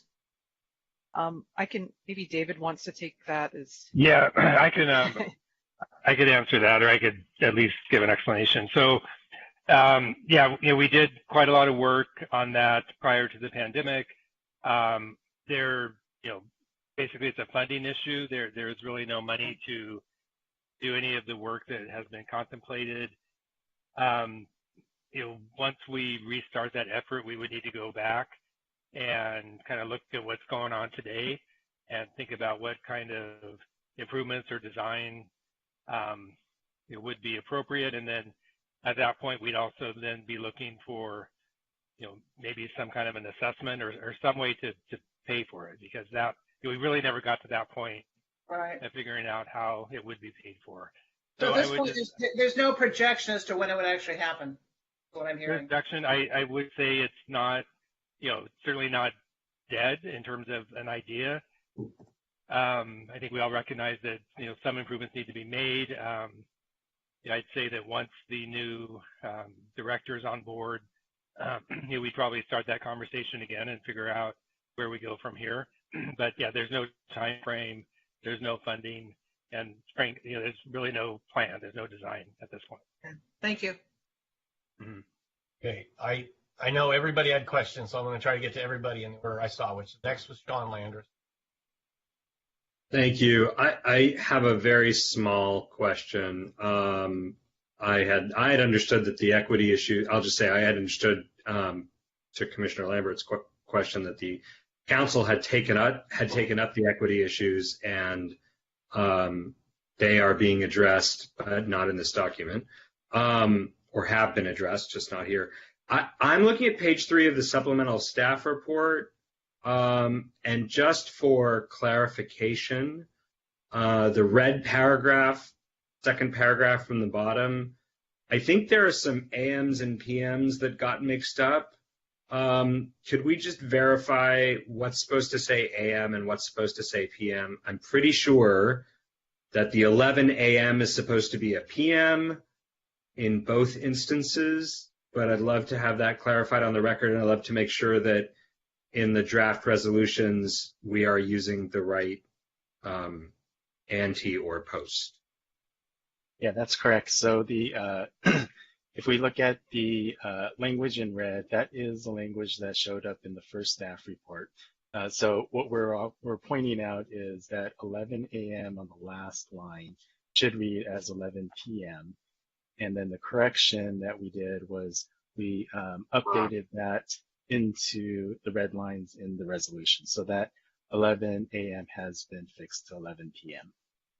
Okay, it was a little bit, all right, so because it was not entirely clear to me whether these red comments were things that were erroneous or were things that were your additions. So I appreciate that clarity. So let's go through this one more time and make sure that I understand correctly what's in red here. So takeout service, I'm back on the top of page 3 in red. Takeout service shall be only incidental to the primary sit-down use for consistency based on restaurant types. That is, you are going to remove that, or you're going to take it, you're leaving it in or taking it out? We are taking that out. That's going away. Okay, so could I just ask next time you're doing it, maybe put cross-throughs or something, because I was, forgive me, I thought those were additions and not, and again, so, all right, so that's going away. The open closure hours, that's being fixed. And then let's go to page 4, I guess, the reference to limited industry. Let's just clarify what you're doing here. So you're not removing limited industry, you're just clarifying what the limitation is, correct? Correct. Yeah, so we're correcting the limitation for the first draft stated it as an L9. The correction is that it's an L2. So that's been corrected on the updated version. Okay, and since it's not in the staff report, can you clarify for the record what L2 is? L2 is the requirement that the first, it's a permitted use, but the limitation is that, however, on the ground floor within the first 25 feet, that it be utilized as active space. And so the limitation kind of goes into a few different options there in terms of what can be kind of utilized within that. Got it. Okay, I just want to be really clear because these are late changes, and I just want to make sure that we're all covered.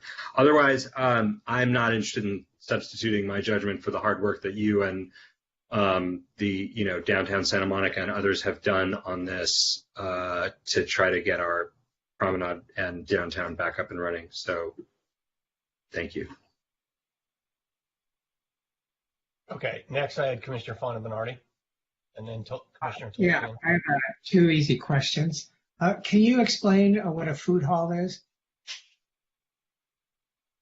Sure. So a food hall is, think of kind of a larger space with one way to also kind of think about it is kind of like the Fred Siegel setup where you have multiple individual tenant spaces within one kind of building.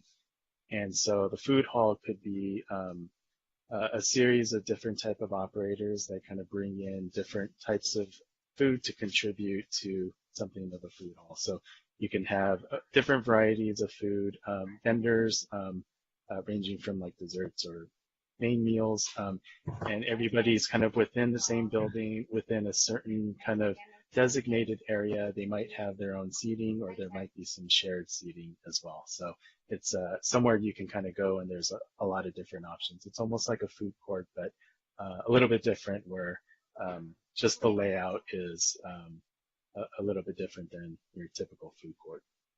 Okay. And then toward the end of your presentation, you were talking about roof decks and using them. And then you said that you wanted to see if we would agree to expanding that definition. Did I understand correctly beyond the 3rd Street Promenade, or what was the boundaries you were questioning or wanted a discussion on? Sure. So currently right now, the IZO has it just really limited to the Promenade District, and really that's just 3rd Street and all the buildings that are facing that. So maybe the question is would there be any support for perhaps maybe expanding that ability to the buildings that are within the 3rd Street Promenade area? So now you're just including like the east side of 2nd, the north side of Broadway, south side of Wilshire. So kind of around the edges a little bit to include a few more blocks. I see. Okay. Thank you. Okay, I think Commissioner Tolkien was next on my list. And if you would, Commissioners, opine on those two issues. One was the loading, expanding it to 4th and 2nd Street, I kind of got the feeling, and the floor area exclusion. I don't know if we have any public comment, but perhaps public comment is now. I'd like to. I thought we were asking questions of staff, So? and then we would go to, I mean, that's typically how we do it, but I'm happy to go. It sounded like you were moving into discussion. My apologies. Oh, no, I have a long list of questions. Commissioner Tolkien has questions, and I think a few other people do too. I noticed that the hours of the restaurants, but by the way, I'm all for enabling revitalization as quickly as possible of the downtown commercial. The hours seem to have changed to 2 a.m., like on the pier and the promenade. Is that correct? That is correct. From about 12 to 2 a.m. Right. And so I think the thinking for there is those are kind of our main central areas for our business. Has anybody talked to the police about the issues involved in changing those hours? Well, I think the 2 a.m. is also somewhat consistent with what we've seen for historically alcohol permits within those general areas for the pier as well as the promenade. They've always been kind of allowed greater hours just in terms of impact, but yeah, I mean, in terms of policing, that's always kind of a part of it, but those are the two areas that historically have had permits that have gone to 2 a.m. before. Especially on the pier, that would concern me. Sure. Because it's even though we have a police presence on the pier, it's I think it's problematic, especially with alcohol being served. Okay. Do you have any other questions, Commissioner Colton? No, that's it. That's my main question. Okay. Then I'm going to go to Commissioner Fresco and then Raskin. My question also has to do with alcohol. So what I understood is that these new rules, if applicants are willing to agree to all those things, they don't need a CUP for their alcohol serving. But does that mean that the ABC permits approvals happen administratively, or do we have to still see those? Yeah, so if they're set up just like that. So if an operator is willing and able to comply with the conditions and the criteria that's part of the permit applications, then that would be an administrative review. For the ABC, they check in with the city just to make sure that they've obtained their alcohol licenses, and then they kind of move forward with their own review. I see. So we only see them if they want different conditions. Correct. And I think the feedback that we heard early on was for those businesses that were asking for maybe either just a little bit in terms of extended hours, having to kind of go through that permit, or perhaps maybe some of the conditions that they were having some concerns with. Those are the kind of the conditions that we had removed to help simplify that based on what we've heard. And so then I had another question. We had talked, this may have been part of Promenade 3.0, and maybe I dreamed that it was something that was going to happen, but it was really an infrastructure thing. But I thought we were going to change requirements about loading and trash in order to help people use the backs of spaces on the promenades that face alleys and so forth, to try to free up and enliven alleys. Was that just something that's involves future trash and loading infrastructure improvements before we can do that, or did we do that and I just didn't see it there? I'm wondering if that might have been a part of the 3.0 discussions. Yeah, so something like loading and trash, particularly in downtown, really has significant operational impacts on our public works colleagues, and especially in Triple R who serve the downtown, and in order to move those sorts of critical services away from the alleys really necessitates a very different refuse and recycling solution that is going to be really require a broader discussion about how that is handled. So that was just an operational thing. I would just add to that, it is something that's on the list for discussion, especially with like the trash enclosures. There could be ways to have like a central trash enclosure so that it's used by multiple businesses, which could free up some of the space behind the buildings like you're talking about. The whole idea about activating the alleys is, it's been a long discussion ongoing for many, many years. There's still a desire to do that, but as Jing says, those are working alleys that have loading and trash and all kinds of things going on. So it's not an easy thing to do, but it's definitely something that we'll continue to work on as part of Promenade 3.0 when that gets going again. Cool. Thank you so much. Commissioner Raskin. Yeah, I would like to get back to the issue of pass through the promenade when we get to discussion, but before we get there, I have one question. Am I correct in understanding that businesses located in close proximity to public transit stops don't have an opportunity to get relief from parking requirements?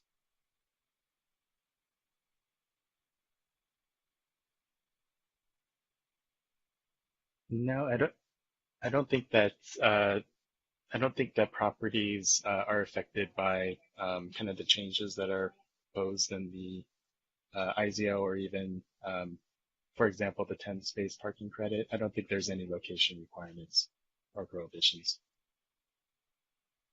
Got it. So, I mean, just to kind of rephrase that then, you know, if you were a doctor's office located across the street from an Expo line stop, you wouldn't be able to apply for relief from off-street parking requirements, right? Not specifically, no. Got it. Okay. That was the only question I had. Okay, I have a few questions. What I want to say is there's a new state law working its way through AB 2097 I just heard about today that actually addresses that issue, Commissioner Raskin or Vice Chair Raskin, that allows for it actually prohibits minimum parking standards for residential and commercial within half a mile of public transit. It's not approved, but it's being discussed. Okay, so my questions are, staff, on the food hall, as I understand this kind of came up from Pico neighborhood residents, I believe, and it was looking for an area where somebody who did a like in-home catering had a brick and mortar location where they could operate their facility. Is that where this generated, or was the genesis? I think the food halls, even pre-pandemic, we're hearing some interest from potential operators of kind of getting a use like this established. And so we heard about some interest in the downtown area as starting up. We heard from the group from the Sears property. That was actually kind of the concept that they had wanted to put together in the basement level of that area, but based on COVID timing, that really didn't come to see the light. But I think that's where we heard for some demand and some interest to have a setup like this, and I think that's probably where the food hall definition came from. Okay, I mean, this isn't that far away from a restaurant type of use. Would you agree with that? Correct, yeah. Okay, so I look at the use, and again, maybe I read this incorrectly, but we're requiring a CUP in the city citywide for a food hall, but not for restaurants. So I'm curious why we would want to put a CUP on this. I kind of consider this as kind of a startup business or an incubator business, and having to go through a CUP process, having a bunch of different people putting together a CUP process is going to be a little onerous and expensive for that type of use. So I don't know. Could you just respond to that comment? Perhaps I can provide a little bit of refinement. So I don't want to confuse, I think, the situation you're thinking about where it was really more of a commercial kitchen in the Pico context, you know, and the city was facilitating that in a different way. The concept of food halls is actually more than just food. It really was a way to try and come up with a use classification. It's on page 44 of your citywide resolution, where there's the complete definition of a food hall. And it basically mixes, it has parts of food, but it also allows retail. And what we were seeing was people were coming in with sort of these hybrid uses that don't fit perfectly within any zoning envelope, because the zoning code depends on having a primary use. And, you know, what if someone, you know, says, I want to have parts food, but I also want to have a retail venue. I might want to have some live music here even. You know, I might want to have different vendors. You know, there could be a variety of things that could be happening in this food hall use classification. And, you know, so you can see there, the characteristics is 3 or more individually licensed businesses within an enclosed building where food and beverages may be consumed on the premises. Certainly doesn't have to be.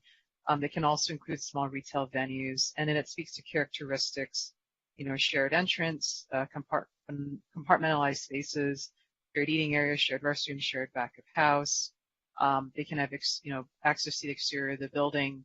And I think, you know, the kinds of proposals we were seeing is not sort of, or the, you know, what we were seeing was not these sort of small mom and pop, you know, someone operating, you know, catering out of their home, although it certainly could be, but it was more some of the larger commercial food halls that you see all around the Southland, you know, that are, you know, really, the amalgamation of it is, multiple food and eating establishments, bars, lounges, retail venues, music, so it's really something that's more flexible and all-encompassing, so that was part of the thinking in terms of the CUP, that the impacts could be, kind of different than a restaurant.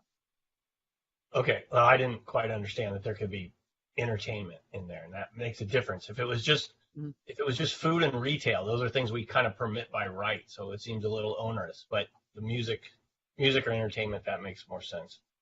Okay, so I'm going to move on to my next. And Steve, maybe you've addressed this. I got pretty confused when I was reading this about the disposable cups and stuff like that. It seemed to me you were taking it out in certain places and putting it back in. But now you've clarified with Commissioner Lambert that it is definitely still staying in there, that they don't want the plastic. We don't want the plastic to be used. And for Commissioner Lambert's point, I'm looking at this more from an environmental standpoint than an equity issue. Is why I bring this up. But staff, if you could just clarify, confirm for me, we are prohibiting all of those uses, and then answer this question: could you use stuff like cornstarch? They have these pretty nice cornstarch silverware, which don't have these environmental issues. Could they use that? Yeah, I think the criteria just speaks to disposable type of dinnerware utensils, and so even though material that's better for the environment, is it still kind of disposable? So, and I think the criteria starts to just look at if that's a part of it, and it's not really just the utensils. It kind of expands into different operations, and basically it's essentially trying to make sure that it's not your traditional fast food in that sense, but perhaps maybe it is more of a limited fast casual that kind of can feel like more of a sit-down restaurant than a fast food takeout. Okay, so I don't want to get into the debate of fast food or no fast food, but you are saying that you are prohibiting all disposables, whether it's environmentally friendly or not. Is about what I heard. Right. Okay. And then getting back to hours, I was more looking at some of the other hours where, to me, there is a real distinction between a Sunday through Thursday or a Sunday through Wednesday as opposed to Thursday, Friday, Saturday, or Friday and Saturday. And I think it's very appropriate to have different hours. Is the only reason we're doing this is that it makes it more easier for the applicant to figure out what his hours are, because now they're standard every night? Yeah, I think that's the intention, just kind of simplify the requirements. And if, for example, a business wanted to, compared to the current hours, if they just wanted a slight increase, it was kind of forcing their hand to then say, well, then I have to go for a CUP. So by lightly kind of increasing kind of the start time and the closing time just by a little bit, and just making it a little bit more simple and uniform, it's just it's easier across the board, and that's, I think, we're looking for something. Well, I'm not very supportive of that. I'll just highlight. I think there are protections out there that you get from those hours. Okay, moving on, and then there's a loss. I have a couple of questions, Nina. I'll get to you soon. I'm sorry. I just keep thinking you're done. No, I'm not. I'm just trying to articulate or look at Take my your notes. time. Okay, so the loss of appeal rights. I mean, as a land use consultant, that's a little bit music to my ears, but as a resident, I'm not excited about that. And again, I think this is just a business friendly policy, but I'm not sure it's friendly to the resident. So where did this come from, and how has this been working? And Sure, yeah. So it's very much based on kind of the intent for the economic recovery efforts, to really just trying to streamline as much processing as possible. And so the removing the appeal is a part of that, where if we're trying to get businesses back up and running, to try to simplify the alcohol permit, and make sure that they don't get kind of caught up. So you're right, though, in terms of balancing kind of impacts versus kind of the business reopening side of it. There is a little bit of a balance there. We haven't, just through our alcohol exemptions over since COVID, we really haven't had too many, I don't really recall any case where we've had some issues. Perhaps maybe there was one that was on the beach. But other than that, I think most of the approvals have really gone without any complaints about not being able to appeal something. Okay, so and Steve, correct me where I'm wrong here, but this is only for the guy who does, or the individual or the organization that does not agree to all the conditions that you get, that there would have been appeal? I mean, yeah. So I think, Chair, if I can clarify. Please. So the process before was for the alcohol exemption. That is a ministerial permit. If you meet all of the conditions, you get the permit. And Right. So the reasoning for this is that the code included this possibility of an appeal process of a ministerial permit. It really doesn't make sense, because let's say it is appealed, to the appealing body.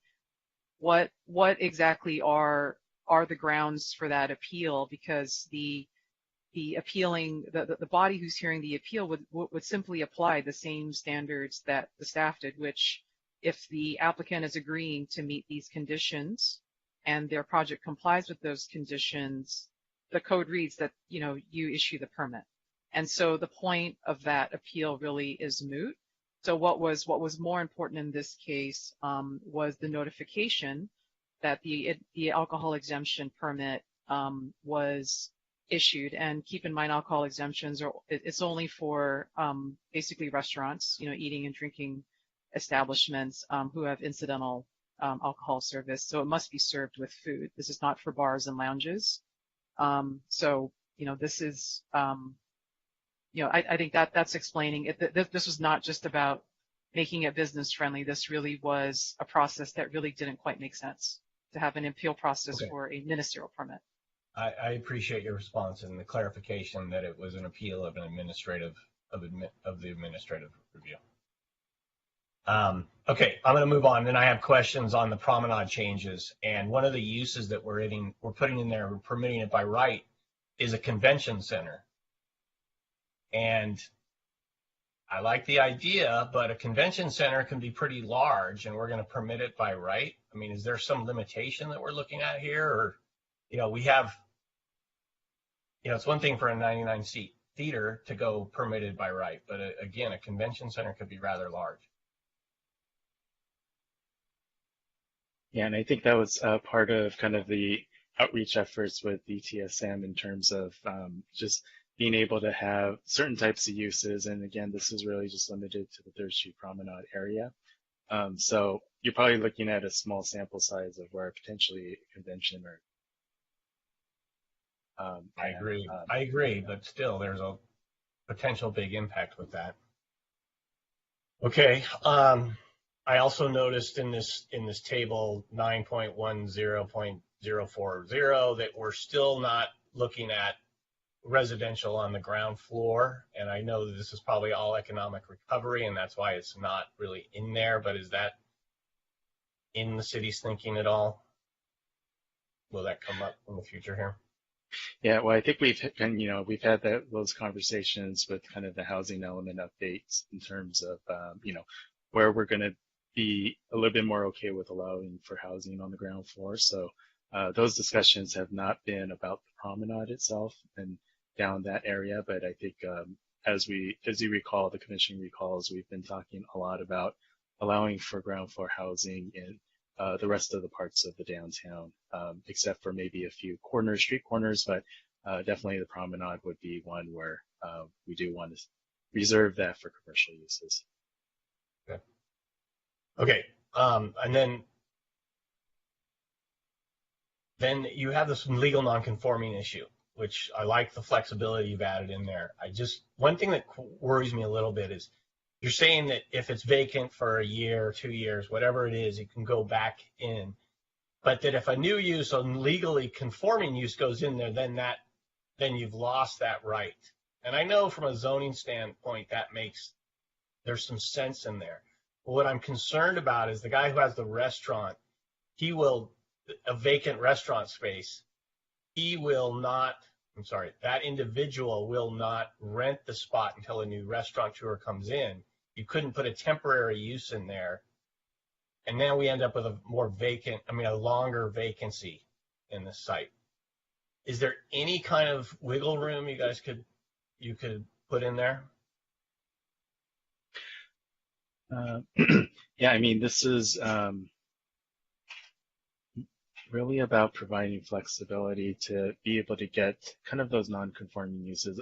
A lot of the times, I think we've had a lot of experience with when we start to think about what are some of the challenges in the zoning ordinance of getting new operations up and running. A lot of times we do run into this 12-month period where either property owners are against the clock or even potential operators, restaurant businesses coming in and really trying to force and get their permits ready. And it was coming to it runs into kind of the time frame where it's not helpful for everybody. And for if a restaurant potentially is looking at a site but they know they can't get within 12 months of that, and if the clock resets and then they have to go through planning entitlements or even kind of address new parking standards, they may walk away. So those are kind of the instances where if we can kind of give more relief in terms of not just having a time frame, because we really don't want vacant spaces. I think this is one that's really going to be helpful for us, especially when it comes to restaurants, because those are always slightly more intensive, just in terms of that. Okay, I just hope we don't end up with an unintended consequence that instead of getting something in there that activates things, the guy just holds out, or the individual just holds out until the restaurant can come back. Sure. Okay. So then the last one the last question I have is in under alcohol exemptions, there's something about a 5% reduction in seats kicks you out of a mode and character that makes you have to go back through a CUP. And again, if we're trying to be flexible and they're reducing seats, I'm not quite sure why we would require a CUP for a 5% reduction. The only thing I can think of is if they did that to allow for a dance floor, we would be upset about that. But they would have to go through another approval to get a dancing or something like that.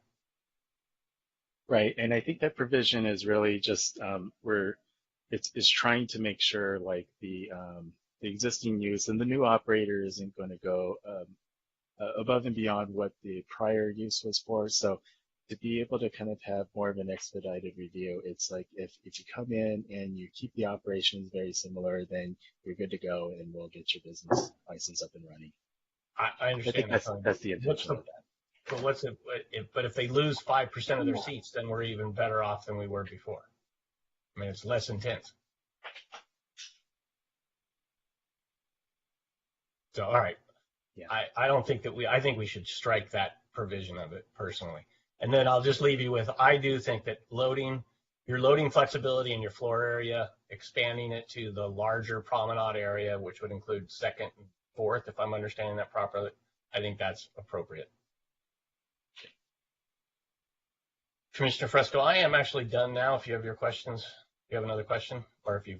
Yeah, I just have one thing. Well, first I want to say that when you finish with one of your questions, you say, "Well, I'm going to move on," and then you start to another question. But I always think you're done. So there's that. But anyway, while I've been sitting here, I actually noticed another little typo error in the text here that I thought staff would want to know about, which is on page 59 of, now I can't remember which one it is, but one of them doesn't have 59 pages. So, and they changed a classification about personal services for similar types of instructions to classes of groups of, and it used to say 5 persons. And then they changed it to less than 5,000 square feet. But I think the groups are not what's 5,000 square feet. And so the new phrase should go after clubs or studios offering classes. Anyway, if you look at it, you'll see what I mean. But it's just in the wrong place, and it talks about giant people instead of buildings of a certain size.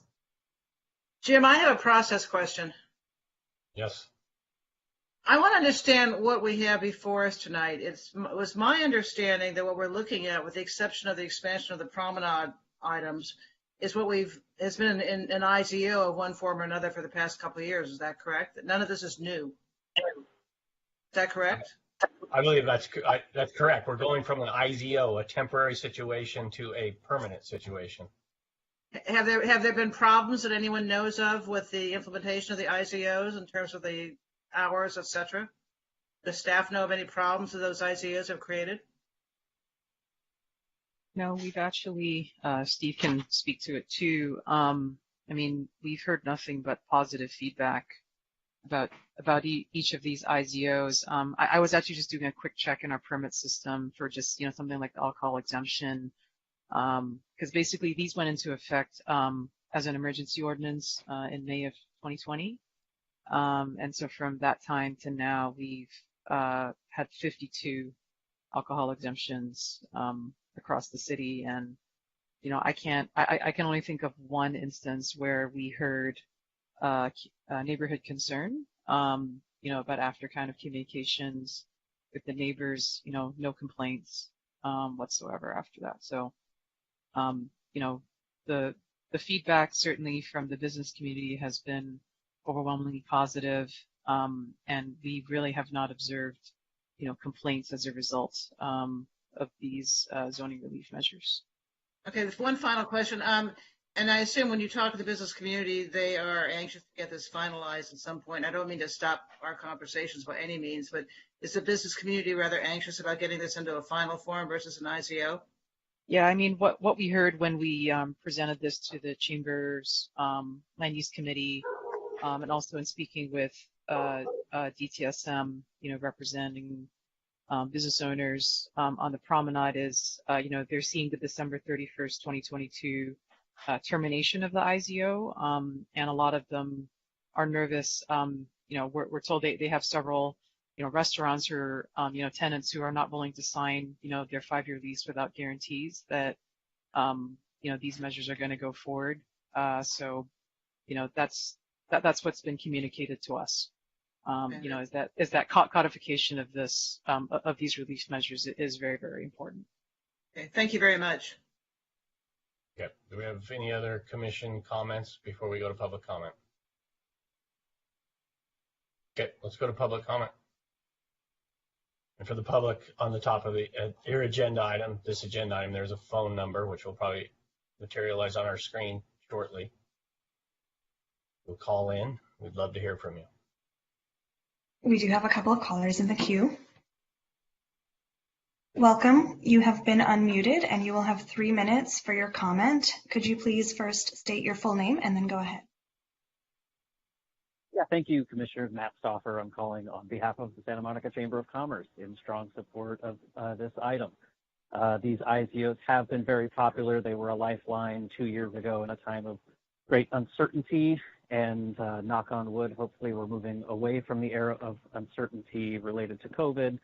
But we believe permanent codification will provide the stability that Jane mentioned, but also support an inclusive and equitable economic recovery by allowing or encouraging a smaller and more diverse set of businesses to move in and revitalize our economy. So we do want to take the time to thank the city for its great work over the past couple of years in supporting our local businesses and respectfully ask for your aye vote on this item. Thank you. Thank you.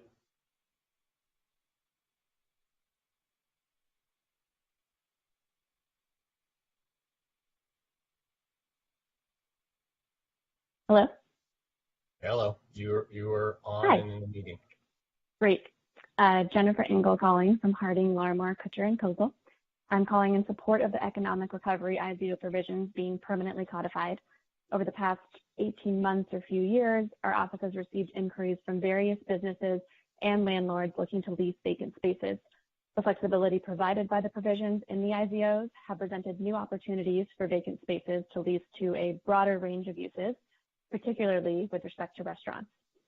Potential restaurant tenants have also appreciated the additional flexibility on alcohol exemptions. The IZO's refinement of the standard conditions for qualifying for alcohol exemptions in many cases, as was mentioned, avoids the need to go through the city's costly and lengthy conditional use permit process. And this is extremely beneficial for restaurants looking to open in the city and could potentially help to provide more diversity among business owners. To our knowledge, these provisions have been a win all around for businesses, residents, and the city.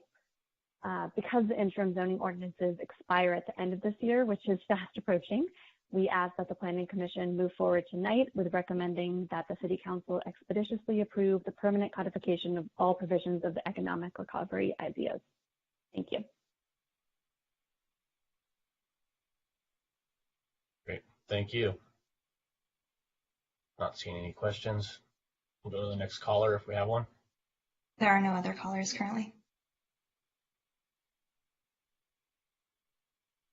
Do we have to leave this open for another minute since we didn't get to our 5?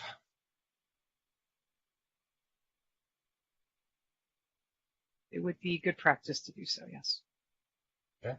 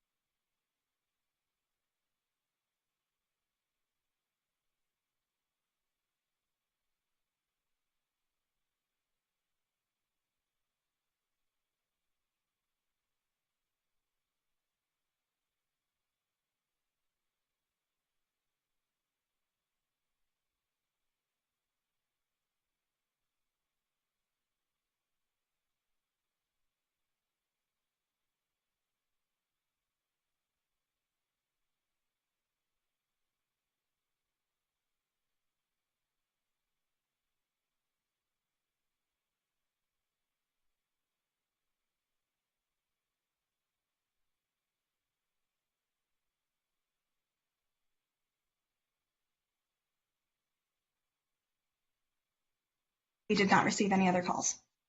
Thank you very much. Okay, commissioners, it's back to us. Do we have any last questions before we go to deliberations? I see no questions, so I'm going to close the public hearing and ask for a discussion and or motions. Commissioner Fonda-Bernardi. So I would move that we approve these permanent, making these IZOs permanent. I have some small modifications that I would like to add that are basically a product of our discussion. One is extending the relaxed loading standards to the entire downtown area. The corrections to the text that Commissioner Fresco noted on page 59, that we exempt, they can't use disposable silverware unless it is compostable. I think that's an important element, that they then would be allowed to do that. And that I would like to add that the roof decks that we're proposing for just the promenade be extended to the rest of the 3rd Street perimeter, if you will, and that they be limited to only having be required to have at least 80% of their sides open, so they are true roof decks as opposed to another story, if you will. So those would be the amendments that I would like to add. We have a second. I'll second it. I would just wonder whether the 80% requirement could be 75%, just for the clarity of 4 sides. I wouldn't object to that. It's the idea of maintaining openness. Right. Okay. It's a friendly amendment. Terrific. So I'll second with that friendly amendment. Cool. Okay, Commissioner Fresco. I just, about that motion, your part about the compostable silverware, that's actually not what that rule is about. It's about whether or not they have disposable silverware at all, because they're trying to define a restaurant a certain way. So it's not actually about that. So while that is a wonderful, laudable goal, I don't think it is an amendment that would make any sense in this. Does that make, do you understand what I'm trying to say? Maybe staff can explain. No, maybe I misunderstood the context of the silverware.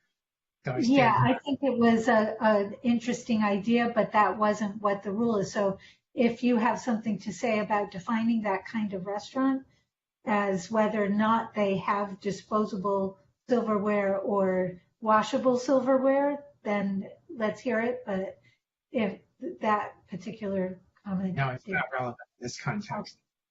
Yeah. Can I say something, Jim? Yes.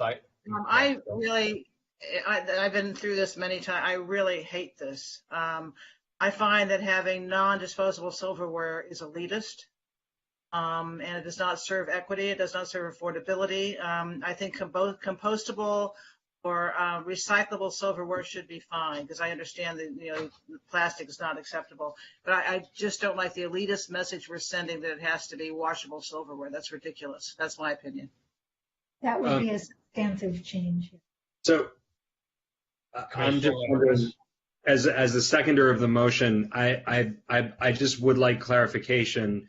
The city has, through a separate ordinance, stated that all takeout silverware and plates and everything have to be marine biodegradable. That's the standard. The standard is actually marine biodegradable. It's not compostable. And I believe that's a higher standard than compostability. So I'm wondering whether we ought to kind of stay silent because it's covered through a different, there is no circumstance under which there would be non-marine biodegradable takeaway silverware available under anywhere. It has to be marine biodegradable. Oh, but we're saying it has to be metal that's washable.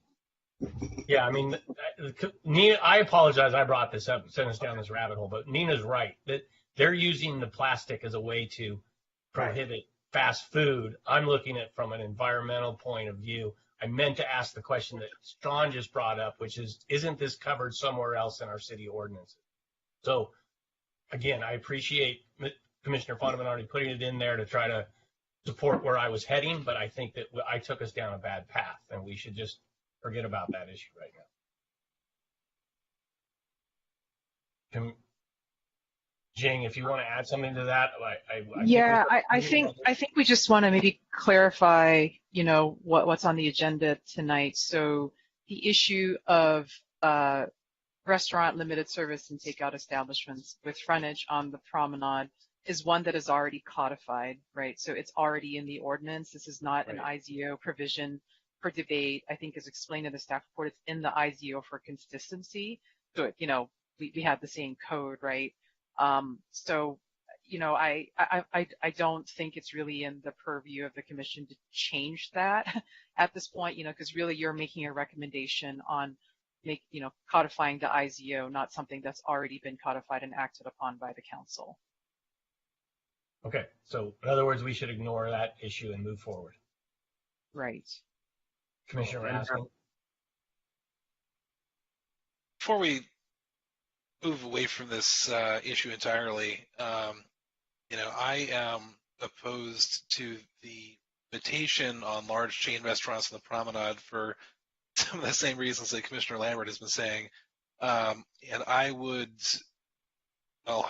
I just don't think there are the votes for it, so I don't know what the best procedural way to deal with this is now, but I would like to get rid of the limitation entirely on chain restaurants on the promenade. Maybe I'll ask for that as a friendly amendment. May I suggest that if you do want to do that, that the commission discuss and vote on the motion first, and then maybe you can include that as just additional direction, or a recommendation. But again, it's really outside the scope of the IZO. Well, I think it is in the scope because in the table on it's page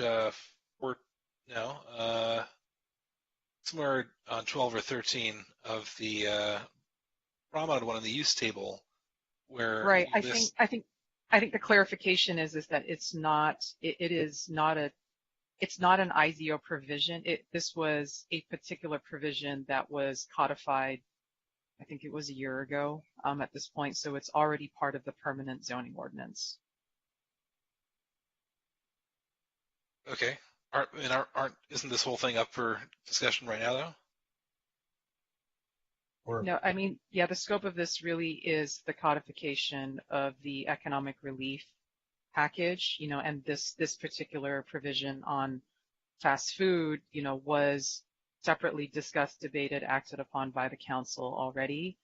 So, I think that if you wanted to reopen that, you could maybe have that as something separate from your motion. And Heidi may have more to add here as to how we can maybe help facilitate that. Yeah, and perhaps Commissioner Landers would like to go first. Yeah, I had a suggestion. First, I was going to say, if Commissioner Fondo Bernardi is amenable to it, we can drop the compostable requirement from our motion. Just let me clear that real fast. Is that okay? Yeah. Okay, so that's on. I asked in conversation with today, I was curious. I am curious about the equity provisions, and I recognize that council has already made policy on this. So I would wonder whether Commissioner Vice Chair Raskin would be interested in a motion following this one that asks the council to take this up very quickly because there's a risk that these will expire. So there's a timing issue that I think a lot of small businesses on the promenade are worried about. This needs to go to council more or less in September. And then secondarily, that asks council to revisit the extent to which the provisions of the zoning ordinance enhance or impair equity, including but not limited to the fast food restriction. I think I support that motion. Clearly, my over-anxious cat would also support the motion. But I join you in that motion to actually take a look at whether our equity efforts are paying off. I'm just not sure the IZO is the place to raise a formal objection to the fast food limitation. Well, it's already law. Well, that's my point. So if I can... So I'm saying, let's do the IZO and then let's make a separate motion to ask council to take this up again. We're not doing an IZO though. Right. So if I just may clarify just a little bit on process that has happened, because it is confusing.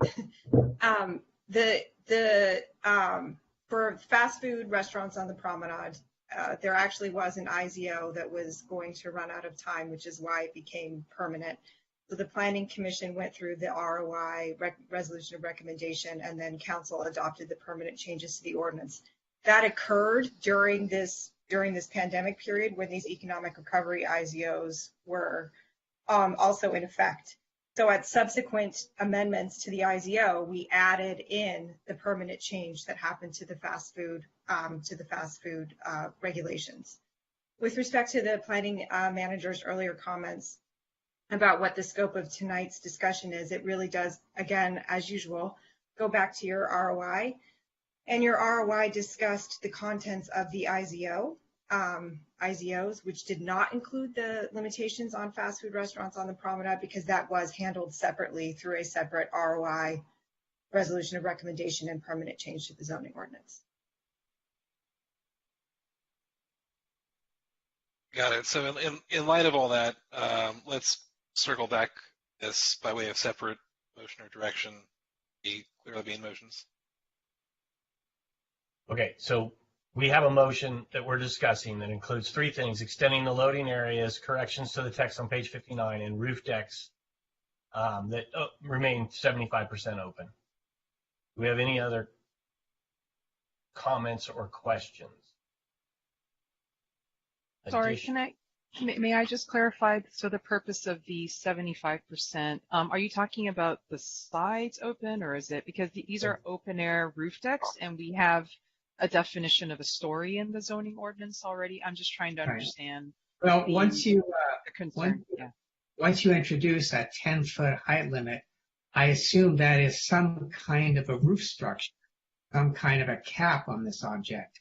And so to keep it from becoming just another enclosed room up there, I think we need to make sure that it stays open. It's actually very similar to the discussion we had with the fence, the opening of the fence. We want to make sure that it reads as a roof deck. Otherwise, there should be no 10-foot limit. The 10-foot limit would be irrelevant if you're just having a parapet which is 42 inch for safety. Once you have 10 feet, you're talking about a roof. Am I misunderstanding that? Yeah, so I think the distinction is that, like, in no way could someone put like an enclosed roof on it or even a structure on top of that, because again, there's a specific definition of a story, and this is not intended to absolve. Right. That, So what is right? It's just a floor area exemption. So it's very specific to open air roof deck. But what does the 10 feet refer to then? What is measured at 10 feet? Umbrellas, I thought.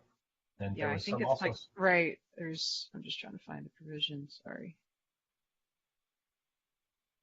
I think there was some requirement for Rooftop velocity. features.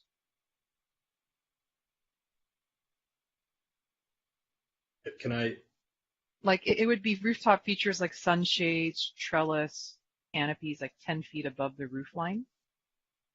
Right, and that's exactly what I'm concerned about. I don't want there to be sort of a tent structure up there where the sides are closed. Then when you say, oh, that's a trellis or that, see where I'm going with this. I'm really interested in keeping that open. Obviously, you have to have something holding up, whether it's an umbrella or a shade structure or whatever, but it should be completely open. May I jump in here? I can't resist, but what you're trying to solve for in the Jewish tradition is called a sukkah.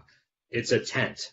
It's a tent that has the following characteristics very practically, so that it is not a enclosed structure. It has no more than 2.5 walls, and the roof covering is open to the elements. It is translucent.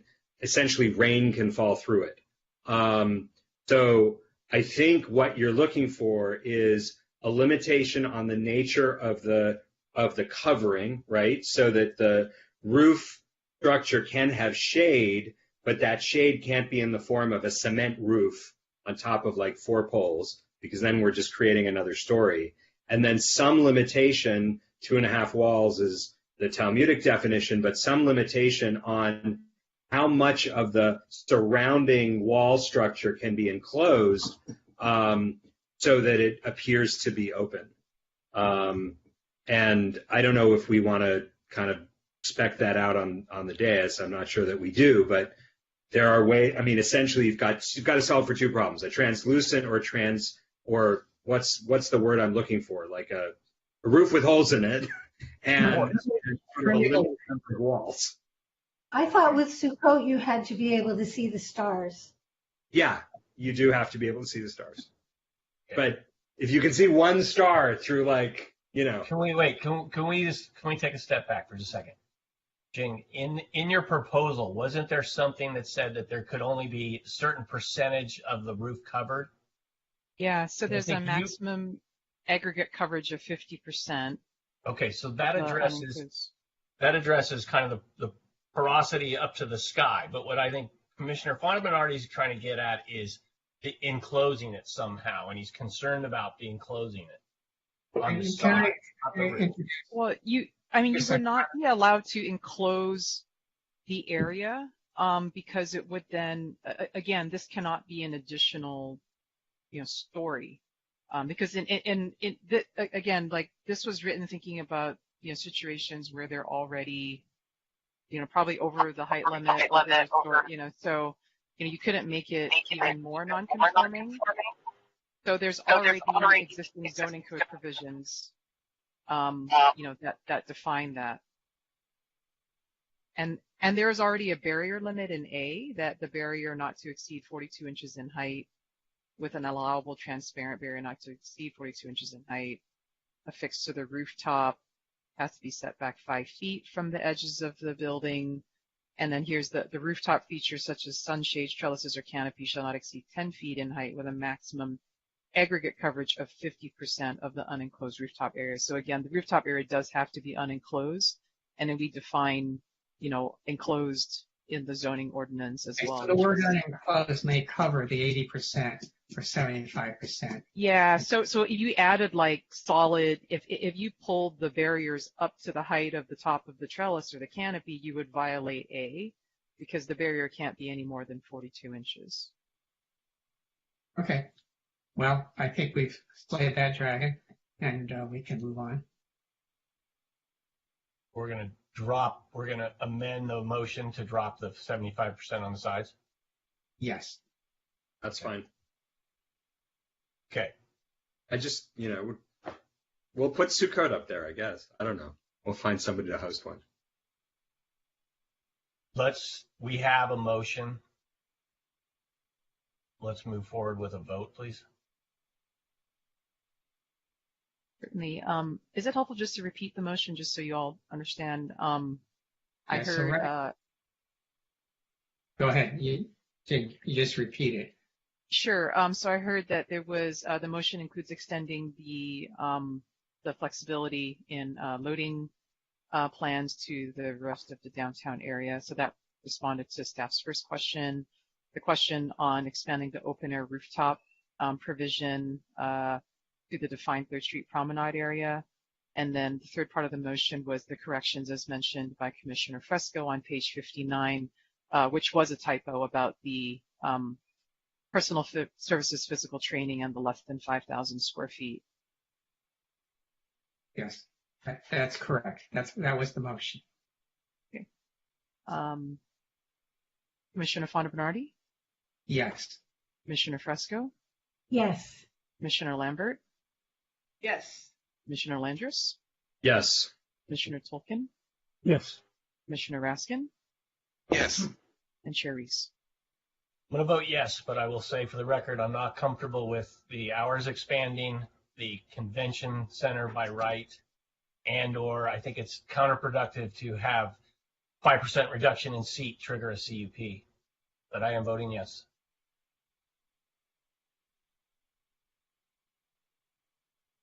Okay, so that is, I think, the only vote we needed to take on those two. We knocked them both out with one vote, so I'm going to move on. We have no resolutions. Oh, wait, Commissioner Raskin?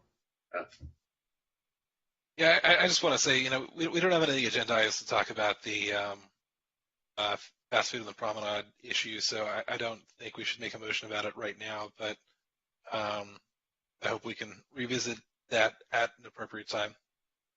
Yes. Okay.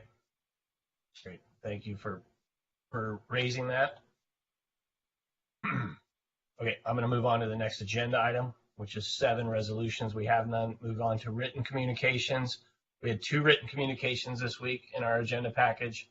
If you haven't read them, please do. Can't take any action on them. Move on to the 9th agenda item, which is Planning Commission discussion items. And I think Leslie had one earlier about water self-sufficiency, our water issue, and we did talk about that. And now we get to public input on items that are not on our agenda. So if staff could start a 1-minute timer. I had also asked, Leslie had asked about water and I had asked about bike and ped plans. So I just want to reflect that in the minute. Yeah, thanks. You're absolutely right. Thank you for the clarification. Thanks. Now I'm going to move on to public comment on non-agendized items, and staff could start a clock for us.